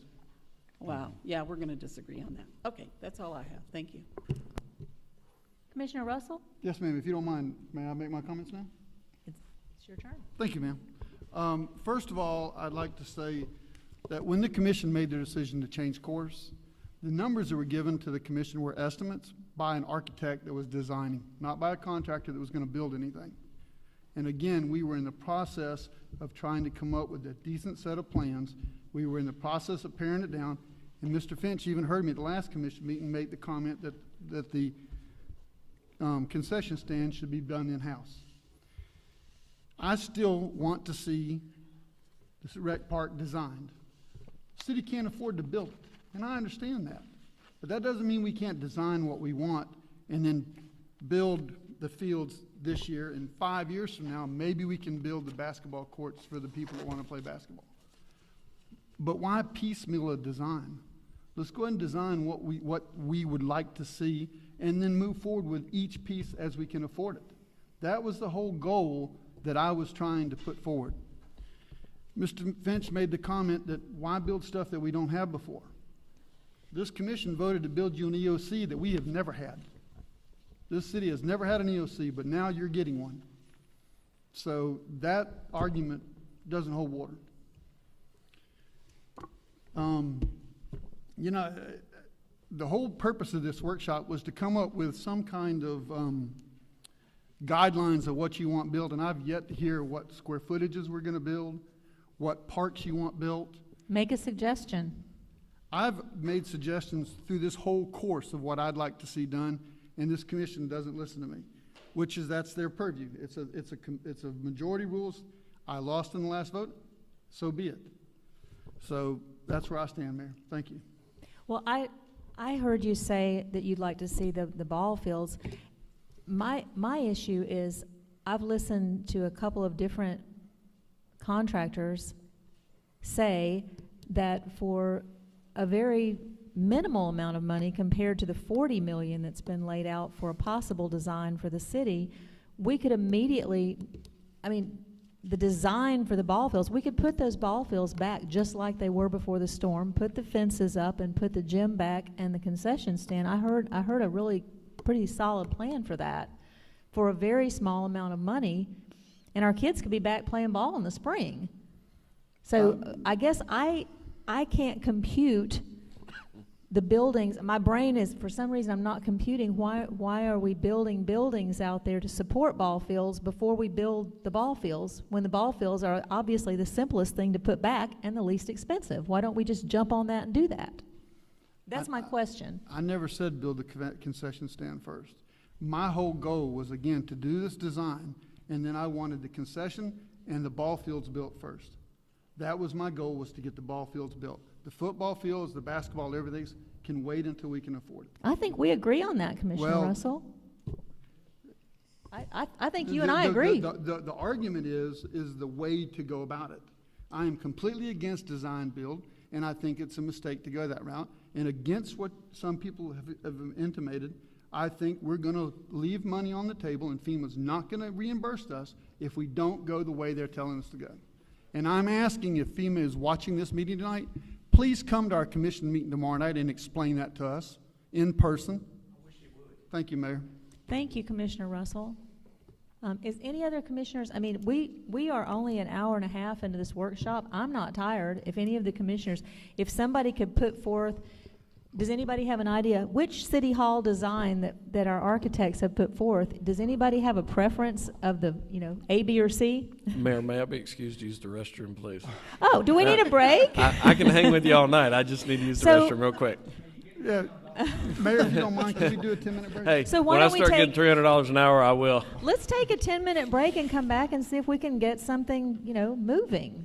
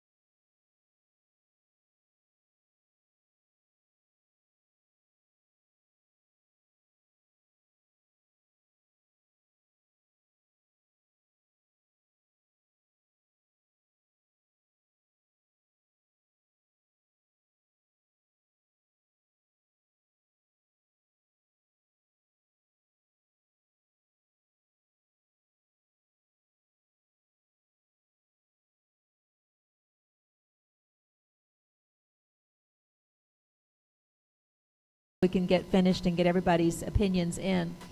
What I would like to charge the commission with as the chairperson of the meeting is tomorrow night, as we come together as a commission, I can't really sit up here and say somebody make a motion for this or somebody. Be thinking about what you believe to be what you've heard tonight. And I'd really like tomorrow night for some of you on the commission to think about how to propose this. I propose that we go for this particular selection, or we go for this selection, or I propose that we go for this percentage of architectural fees, or that this is the price we're going to set. Just make some decisions tomorrow night. Put it out there and see if you can get consensus, because I can't do that. I'm the chairperson of the meeting. I can vote, but I can't make a motion.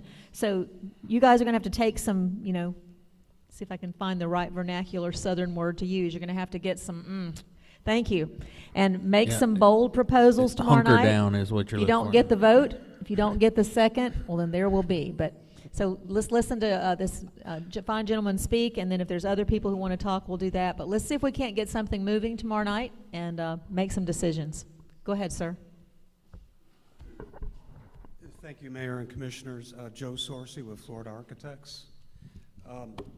I just wanted to explain a little bit of the process of how we got here, what we have, and where. If you need to take that off the podium and walk over, you certainly can do that. Okay. So in the beginning, in order to even assess a fee, we need to know the scope. I need to hold it a little closer, sir. We need the scope, we need the quality, and kind of talk about all those things to come up with what a probable cost is. So in all the architects, all the professional architects, use the same fee curve. It's Florida Department of Management Services. You can go to their website. It tells you for this dollar amount, this is the percentage for this type project. And so that's where those fees come from. Everybody uses it, and all governmental projects and even private projects, we use that.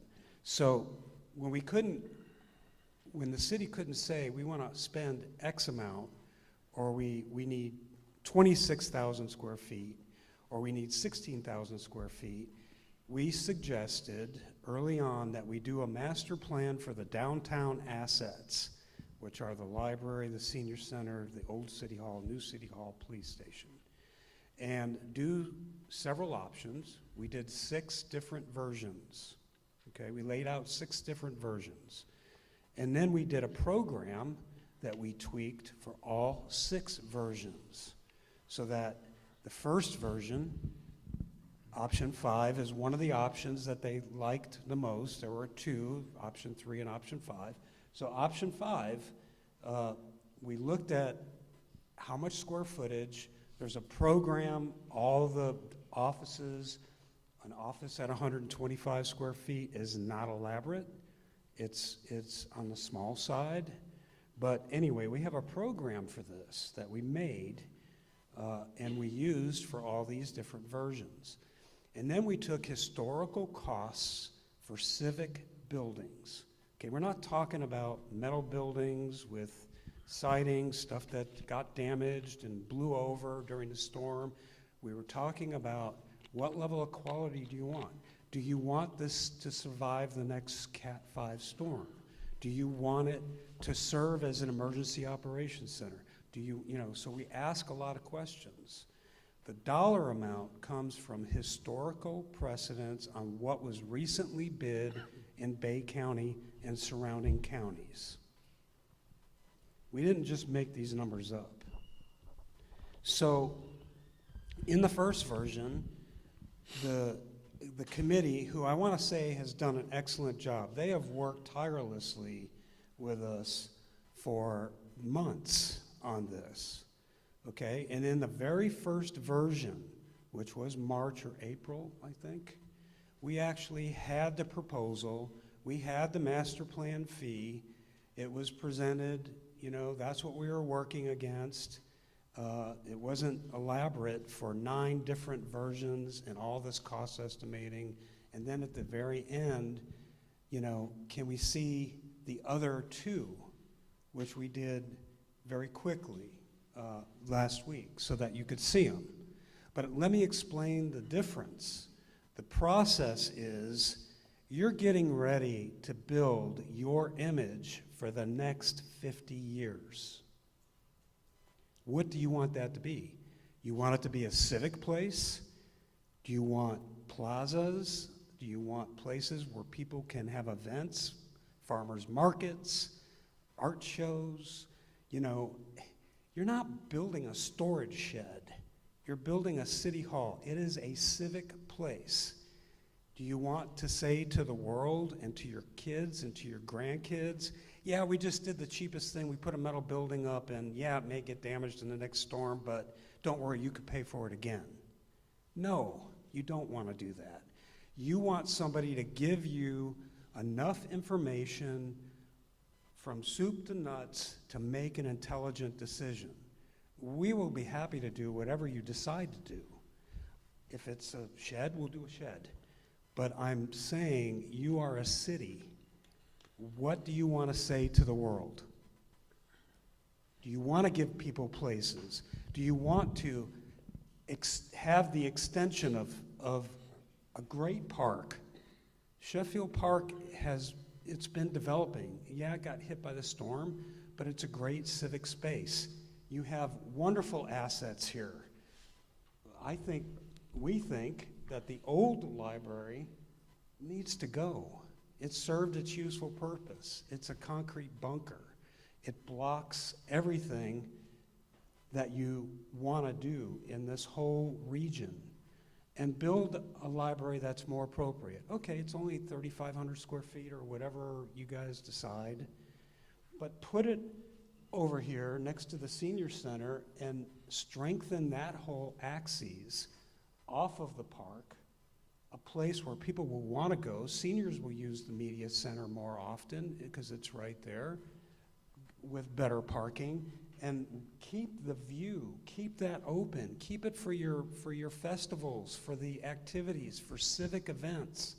That's what you should be deciding about. So each one of these has that in mind, okay? And we have 3 versions. We priced 3 different for different quality, different size, different cost. The imagery is purely fictional. We haven't designed the buildings yet. We don't know. But when we were in our meetings and the workshops, it was said, you know, we like kind of that Florida look with arches and, you know, the stucco kind of Adam and Meisner, Floridian, old Florida look. So all we were going to do originally was just show a bunch of boxes, because that's all we knew at the time. But we put some treatment on it to make it look pretty, or to make it at least have some imagery to it. Some people don't think it's pretty, and that's okay.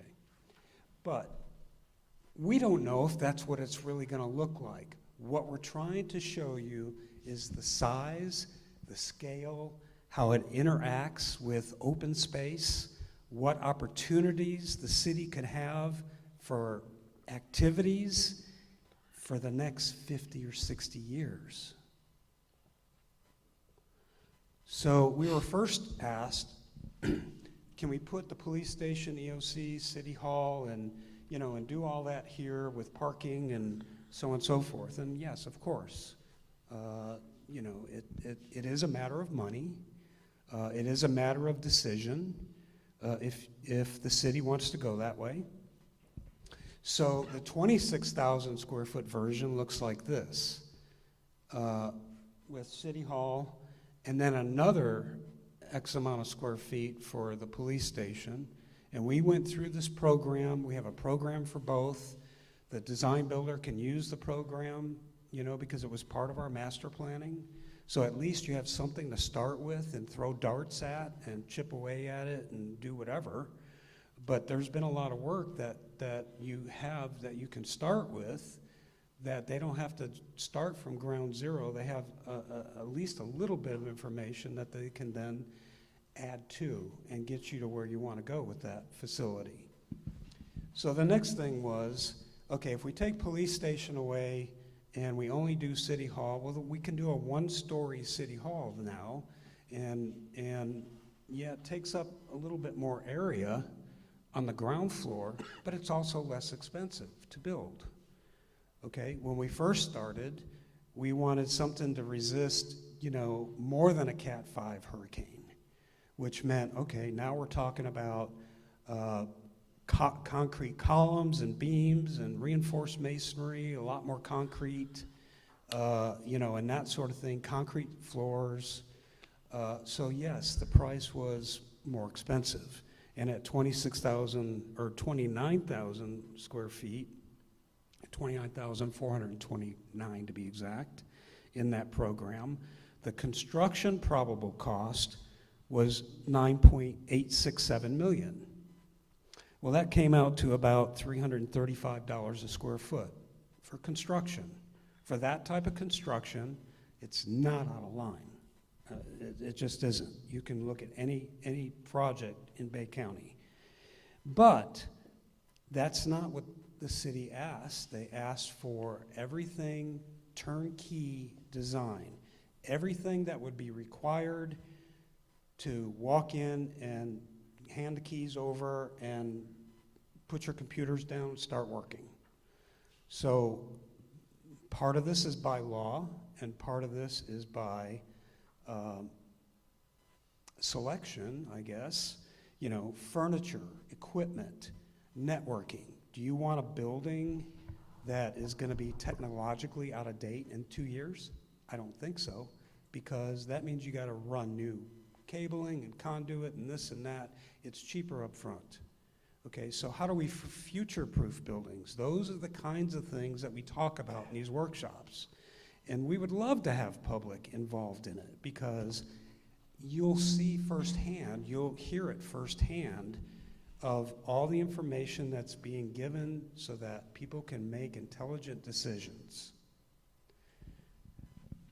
So when you start adding threshold inspection, because assembly buildings require by law to have threshold inspections, when you add the technology design, the law requires energy models, it requires commissioning, it requires testing, it requires all these things. So when we're asked, turnkey design, hand me the keys, these are all the things that we have to do.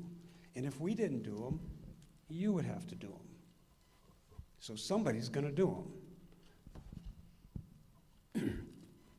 When you add up the cost of even modestly figuring off of cost models, furniture and equipment, you're only going to buy furniture once. I've never seen a city hall or a courthouse or even a school be able to afford to buy furniture every 10 years. There's no budget for that. You want something that's going to last, right? Just like you want your building to last. Just like you want your building to last. So when we keep getting in, okay, bring the cost down, bring the cost down. Miss Vicky and her team, the committee, did a heck of a job in reducing the square footage, you know. And like you say, when you first start, you ask for everything, 29,400 square feet. By the time we were done whittling, and we whittled every week, we whittled on square footage. We got it down to 16,376, and then 16,061. So it's a process. What can the owner live with and still be able to function well? And do we really need the 400 square foot conference room, or can we do a 250, 225 square? That's the process. But you have to be able to absorb it. You have to be able to understand it, and, you know, before you can commit to it. So they did a great job in cutting down the square footage. And then at the same time, we said, well, if you don't need it to withstand 200 mile per hour winds, if we can, right now the code is 130. Right now today, the code is 130. It was 130 when the Hurricane Michael hit us, okay? But we had so many old buildings, I don't even think they had a code. It didn't seem like it anyway, because a lot of stuff kind of fell down and blew down and got hammered. So even with a 150 mile per hour wind speed design, which the code will probably go to, do we really need to go to 200 miles per hour? Can we live with a 150 mile per hour? And if we can, now we have more options. Now we don't need all that concrete and rebar. Now we can look at some other building systems. So each iteration, we brought this information forward so that intelligent decisions could be made. You know, one gentleman got up and said, you know, my kids and my grandkids are going to be paying for this, but if we don't do it right, they're going to be paying for it over and over and over. So let's be smart about it. Let's put all of our heads together, everybody, James, even you, and no, seriously, and let's come to what do we really need, and let's go from there. Let's do it that way. Let's have open forums. We love the input because the best products come out of collaboration. There's not one of us in our office that is, yeah, we have a director of design, Antonio, he's great, but he collaborates with all of us, and he also opens that door because we know the best product always comes with the more mind you put in it. So that's what we would like to do. And then we got to the bottom version, which was 5C. And forget about the imagery. We can make it look however you want it to look, but we just use that as a placeholder. It's the scale. It's how it works with the open space. Are we going to take advantage of our natural resources, our open space, the space between buildings, how it works on axes with the park? Can we get the most events, you know, for the next 40 years? That's what we want to help you do. And even if we can't afford all the brick pavers right now, we can add brick pavers anytime. But let's plan it properly so that we have the most opportunity. That's what we want to do for you. So in this last version, we cut the square footage down a little bit. A little bit of the chamber got cut out because, you know, we don't really need 300 people in a chamber, probably. You know, 225, 250 is probably all we're ever going to really need, at least in the next foreseeable future. But let's plan the facility so it also could be added on to. Let's not box ourselves in a corner. You know, not having the police station there actually opens up some opportunities for expansion. But if I were anybody in the commission, I would want my police right there. In today's times, I don't want them responding from some other location. I would rather have the presence there to keep people, you know, don't get crazy with us. But anyway, so we did the last version and we said, okay, if all we need to do is resist 150 mile per hour winds, let's look at some other building systems. Let's look at a pre-engineered metal frame, because we're only talking one story. We don't need concrete floors. And let's do a cladding system that can be replaced or repaired, but one that offers high efficiency. Some of the things we talked about was our kids and their grandkids are going to pay electric bills and utility bills and water bills and sewer bills from now on. If we can save 40% of our annual bills, in 20 years, that's over $1 million. That's without any rate hikes or anything like that. Why wouldn't we do that? Why don't we want to plan for that? I do. I don't want to pay a utility company anymore. I love Gulf Power, at least the old Gulf Power, but I don't want to give them any more money than we have to. And water is going to become a very scarce resource. Why wouldn't we want to conserve water? We do. Okay, so there's a little more upfront cost. Is that smart spending? Depends on how much it is. But we can calculate that. So in some of the higher cost ones, not only did we have 200 mile per hour, we had energy savings, but even the lowest cost version, we can do some of these things. Now, we may not get to save 40%, we may only get to save 25%, but still, you know, for the money, it's still a good savings. But that's your decision. You tell us what you want, we'll do it.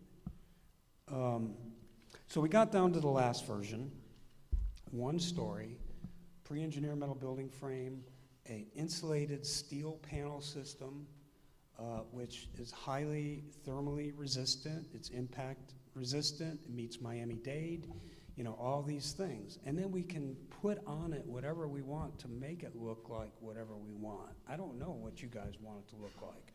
We've only heard bits and pieces in a little workshop. But we can make it look like whatever you want. But at that point, now we're able to reduce the cost, kind of like James was talking about earlier.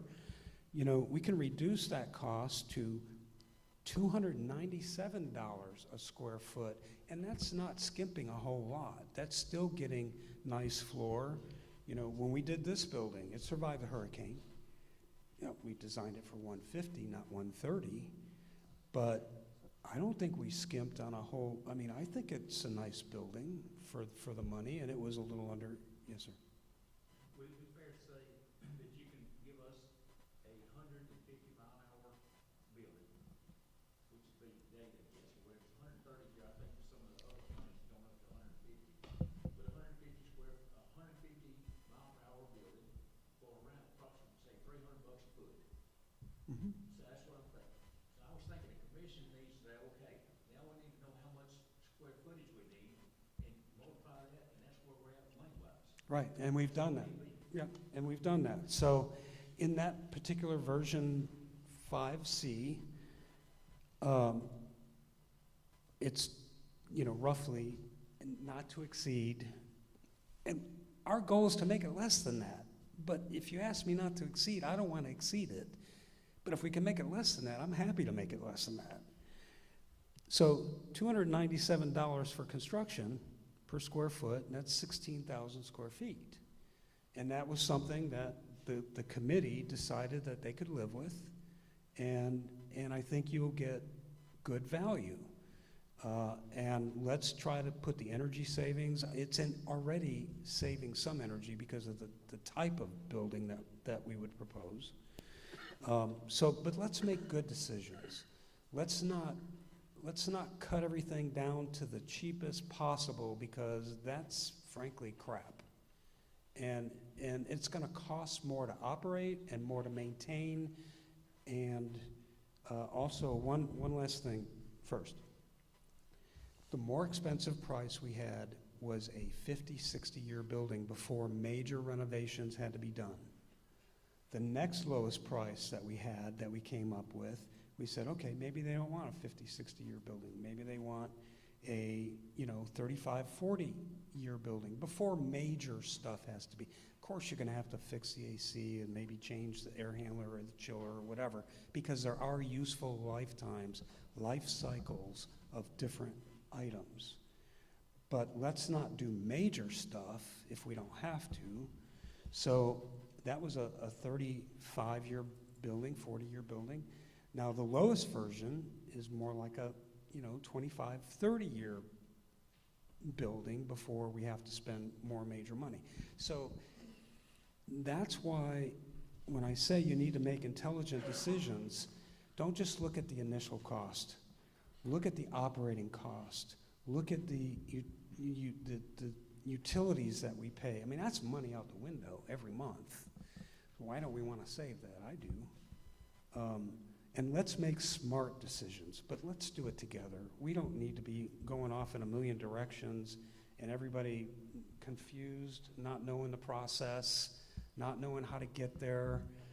We've done this many, many times, and we are your advocate. We are your advocate. That's why we do what we do. I know everyone thinks we make a lot of money. $40,000 for a master plan, really?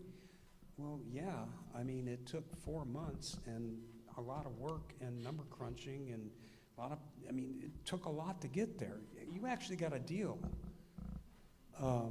Sir, my question was never about what you charged. My question was about the way we paid for it without having it in advance. It was nothing to do with your fees, nothing. It was the way the city approached the fees. The commission was not aware of them before I we was paid them. just adding another comment. Just wanted to make sure you Yes, ma'am. understood. No criticism of your fees. Understood. The more we can do this together, the better the citizens of Lynn Haven are going to be for a longer period of time. And so we did do 3 choices. There's a lot. I don't know how you can just say, well, we like option door number 2, you know, because you don't have enough information. Not really.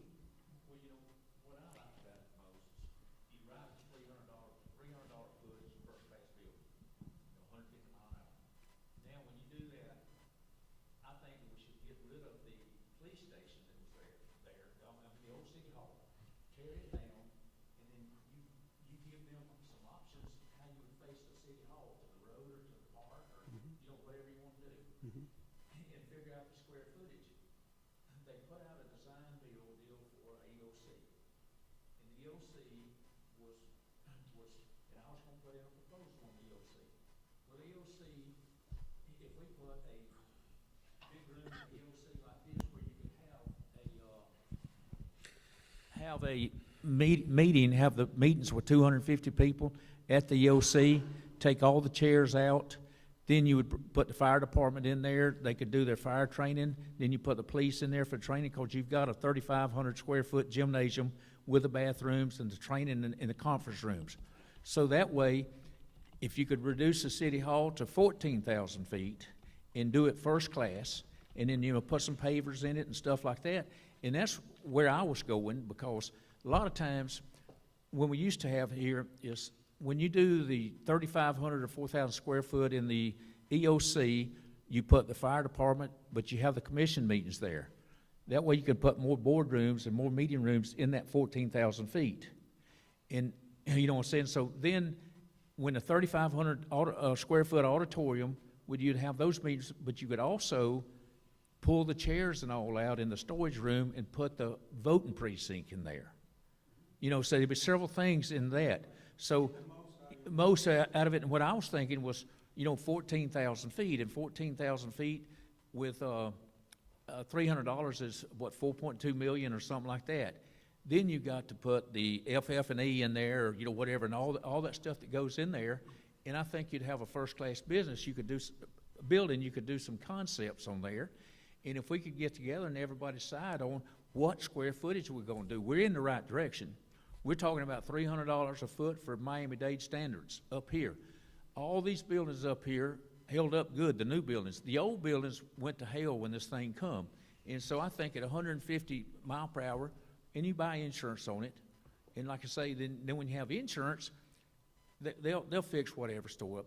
But the main thing is, I've been having a problem getting it together that FEMA's not gonna pay you for your wish list. FEMA's not gonna build bigger and better, and just like New York City is trying to get everybody to bail them out right now, New York City is gonna have to make a loan with the federal government, because I don't wanna bail them out. Nobody wants to bail them out. And FEMA here, after 2 years, has not told this commission what they're gonna pay. What we've got, I think, $10 million on the city hall. So $10 million would build the city hall, or, you know, insurance money. But if you want $15 million, FEMA's gonna say, you come up with the other 5. We're not gonna build you bigger and better. FEMA's not gonna do that. And that's a mistake that everybody's thinking about FEMA. Let me share some thoughts. Anyone else in the audience, feel free to jump into this conversation. Yes, Mr. Lovechuck? Yes. Could you use the microphone? Thank you. We have people that's okay. We have people listening from home who are interested in what's being said, so thank you. 150 mile per hour winds. I built my building to be able to stand a Category 5 hurricane, poured concrete, metal trusses, double tie downs. After Hurricane Michael came through, we were up and running the very next day. Talked with a lot of the folks that in the city of Lynn Haven in regards to the future if we rebuilt. And minimum 150, making sure that we're up and running. I save 75% off my insurance rates every year. I save roughly $20,000 a year off of my 6,000 square foot building. So you talk about 20,000, 10 years, 200,000, 400,000. It builds up. And when we're talking about the construction on this, you're talking about a humongous savings. Second point, just real quick, you all have had committees meet and discuss square footage and design and need. Is that correct? All right, and you guys have spent months and months and months on that, correct? Okay, all right, so yeah, then I think that that right there goes to show that a lot of thought has already gone into this process that doesn't need to be rebuilt and rehashed out again. Thank you. But if I may also interject, Mr. Lovechuck, this was done by city staff committees, and the public also has an option to weigh in on how it's built. That's the reason for the workshop, not to be derisive, divisive, any of those things, but the public in the long run are the taxpayers, and they should have a say in how it's built. So not to take away from anything that the city staff has done, because they've done a fabulous job, but the city staff is here to serve the public, and the public should have input. So that's where I'm at. Yeah, and I commend you, Mayor and Commissioners, for having this public meeting. Thank Because you. this is really the first open mic public meeting. And there needs to be more. And like I said, we have tools, we'll travel. We can come here, we can go to the... And we've promised many, so that's what we want to do. Right, that's Thank what you. we want to do. We want everyone's input, because this is all you all's project. It's not just yours. It's not just yours. It's everybody and your children's children. So let's do it smartly. But let's think about it. Actually, Miami-Dade now, James, is up to 185 miles per hour wind speed design. And as you move up the coast, Fort Pierce, because we're doing a project there, Fort Pierce is 170 now. So they've stood up, took notice, the code officials. They know it's going to get more and more intense, and if we're comfortable at 150, let's do 150.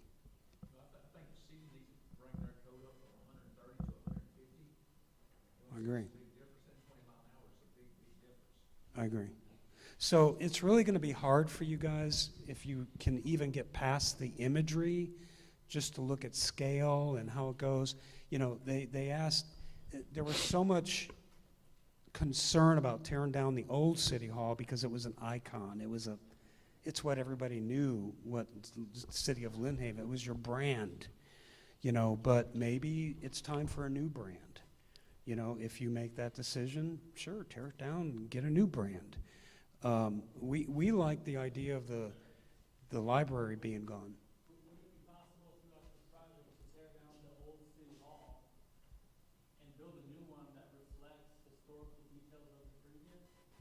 Well, that's kind of almost, we hadn't really got there because, frankly, we weren't designing buildings, we were doing master planning.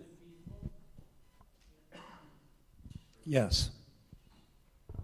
So we just need the direction, we need a contract. Mayor. They do need a contract. Mayor, Mr.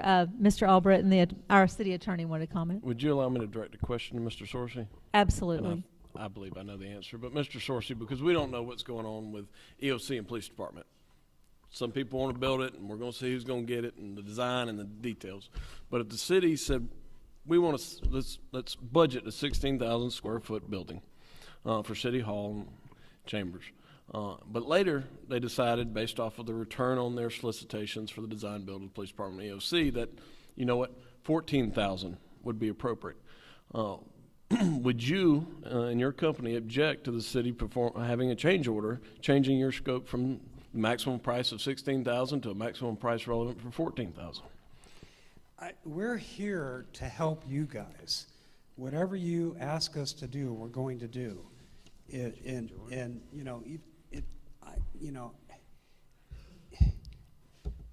Yes, whatever you guys ask us to do, we'll do. That's why we're here. We love this kind of work because, again, you're leaving a legacy.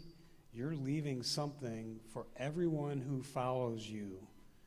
And what do you want to leave them? I would like to be a part of that. I would like to help you make good decisions if you'll have us. So, and I know my team would like to. That's why we're here. So anything you guys need, if James will work with us, he's willing to come on board and help us look at our stuff. I'm glad we got this far. We need to know where it's going to be 14,000, 16,000, or 12,000 is what we need to do. We're there. We got the concept. You can give that 300 square foot, it's gonna be first class, $300 a square foot gets you a nice building, a nice safe building. Design, it works on design, but now we need to, we have done something, if y'all make a decision 12, 14, or 16, say, hey, we agree with that, that's what we're gonna present tomorrow. So no decisions can be made tonight, but this commission has a lot to think about. I'm talking about just the size. Right. So no decisions can be made tonight, but the commission has a lot to think about. And again, I hope the commission will be bold and robust tomorrow night, and we can move forward and make some decisions. So I think we had one more person who wanted to speak. Yes, sir, go ahead. Brian Dick, 3217 Country Club Drive. As far as the EOC and the police department goes, I've heard a lot of talk about it, but the person I haven't heard any mention about is him. He's going to be running it. His department is going to be staffing, whether it's the police department or the EOC, whenever you have to bring 911 over and the dispatchers. I just think that he should probably be involved in this. I think that anytime, whether it's design, bid, build, or whether it's design, build, which is what the commission decided, once that gets underway and a contractor, everything is decided, then the police chief would probably be the main person on the committee to direct that. He would. But shouldn't he also be involved in, well, a 5,000 square building isn't going to work for us. Absolutely. In design build, it's a different process than what we're talking about right now. And so he would absolutely be involved in every part of that. And as far as, the only other thing I wanted to mention is about the ball fields. And I know Commissioner Russell is extremely passionate about it. And being father of three, I was as well, when my kids were growing up. But I also don't see any strategic planning going forward, that there's so many opportunities to make additional revenue in the city just on those ball fields alone. As Mr. Finch said, he built Frank Brown. Well, when all those all those fields are full with tournaments and they have overflow, Lynn Haven's prime. You can make extra money there.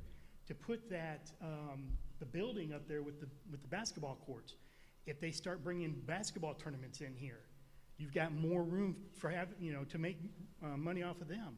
The concession stand in the middle of 5 ball fields, that would be huge.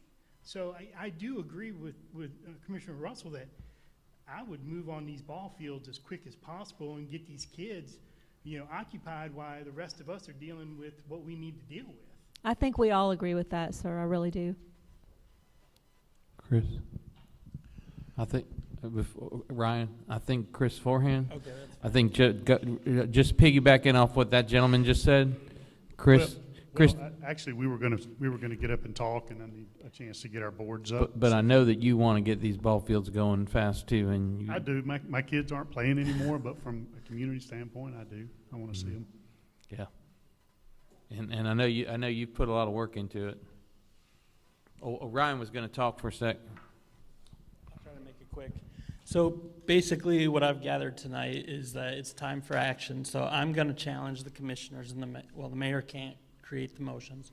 So I'm going to challenge my 4 commissioners to tomorrow night's meeting. Motion to proceed on a track that protects the investment of and maximizes the use of FEMA funds, and in a manner that ensures our children and grandchildren do not have to build new facilities after the next major hurricane. That's the first challenge for you 4. Second challenge, motion to proceed with using insurance funds for the Police Department and Emergency Operations Center, and in a manner that meets the needs of the Lynn Haven Police Department and the city in the event of a major catastrophe, but also in a method that again ensures we do not have to build a new one after the next major hurricane. Third challenge, motion to proceed with prioritizing the rebuild of the city recreational fields first and the buildings later. You can utilize temporary facilities and partner with local vendors on a profit share model until the buildings are ready. Fourth challenge, motion to proceed with creation of a master city design plan inclusive of individual pieces that allows for the city to proceed on each piece when the timing is right for the city. And your final challenge for tomorrow night, Motion to review the procurement controls and authority process in respect to unpriced or not to exceed proposals to ensure they are written in a manner that is not ambiguity regarding if any city employee or elected official is within the scope of their duties to protect all of those we elect or hire to represent us as citizens. So those are your 1, 2, 3, 4, 5 challenges. Thank you. I'll be there tomorrow night to see if you guys take it up. Yeah, Commissioner Russell. Yes, I would yeah. like that too. Not only will I text it to you guys, I'll be posting it in the Lynn Haven Neighbors group tonight. And you can certainly text it to all the commission. I just would caution all the commission not to respond in any way, because then we would be in violation of the sunshine standards. Ryan, So, I'll tell you, on the first couple, the building stuff that couldn't be taken away, I don't know if you were here for the storm or not, but when there's white smoke on the ground for 2 hours and you got sustained winds of 170 to 200 miles an hour, it's hard to think that it's not going to take everything away, because what we lived through was something that you just can't tell people unless you look at somebody who's been here and lived through it. So. right. So, I mean, fortunately for me, I was not here, but I've lived through 2 major wildfires in Colorado Springs. I'm not sure if anybody So here's you've heard understood. of them. So- Waldo Canyon. It'll take everything away. And I was evacuated in the Black Forest fire in Colorado. So I've lived Thank through you. that. Thank and you, I've worked sir. in emergency operations centers. I understand that the wrath of God itself will flatten anything it wants to. But hey, we can do our best to stop it. Thank you. Is there anyone else who would like to say anything before I adjourn tonight's very productive meeting? I'm so sorry. Go ahead, please. Y'all have got to be bolder. I'm sorry. It's dag time. Yeah, we set up all of our pictures and everything. Jim Tatum with DAG Architects. Mayor, Commissioners, we certainly appreciate the opportunity to come out tonight. My friend Joe Sorsey did a wonderful job of kind of explaining the process that both design firms have gone through with your committees, so I'll keep it brief. Basically, as far as the vertical construction, the actual gymnasium area for the ballparks, we originally there were 2 buildings out there that were the new buildings. One was a community center, the other is the basketball courts, as well as the offices and those types of support spaces. But to boil it down quickly, we just realized that there was scope issues that needed to be dealt with, so we pared it down to basically the 2 basketball courts. We do have space on each end for bleachers for parents so that they can watch their kids play, and then just basic support services as far as offices for that space. And again, the revised rendering is just to reflect that final design. We didn't bring all the different iterations, we just kind of boiled it right down to the bottom line. I did want to offer my apologies for Owen Gibson and Michael Higdon, both of them. Owen had some family issues, he's in Mississippi, and Michael had a family emergency, he had to leave earlier, so just wanted to present that to you. I know Chris has a lot more to say about the ball fields, though. Okay, thank you. Did you have enough time to say what you wanted to say, sir? Did you need more time? Okay. Thank you, Mayor and Commissioners. I'm Chris Forehand with Panhandle Engineering. As you know, we've been at this a while, several months.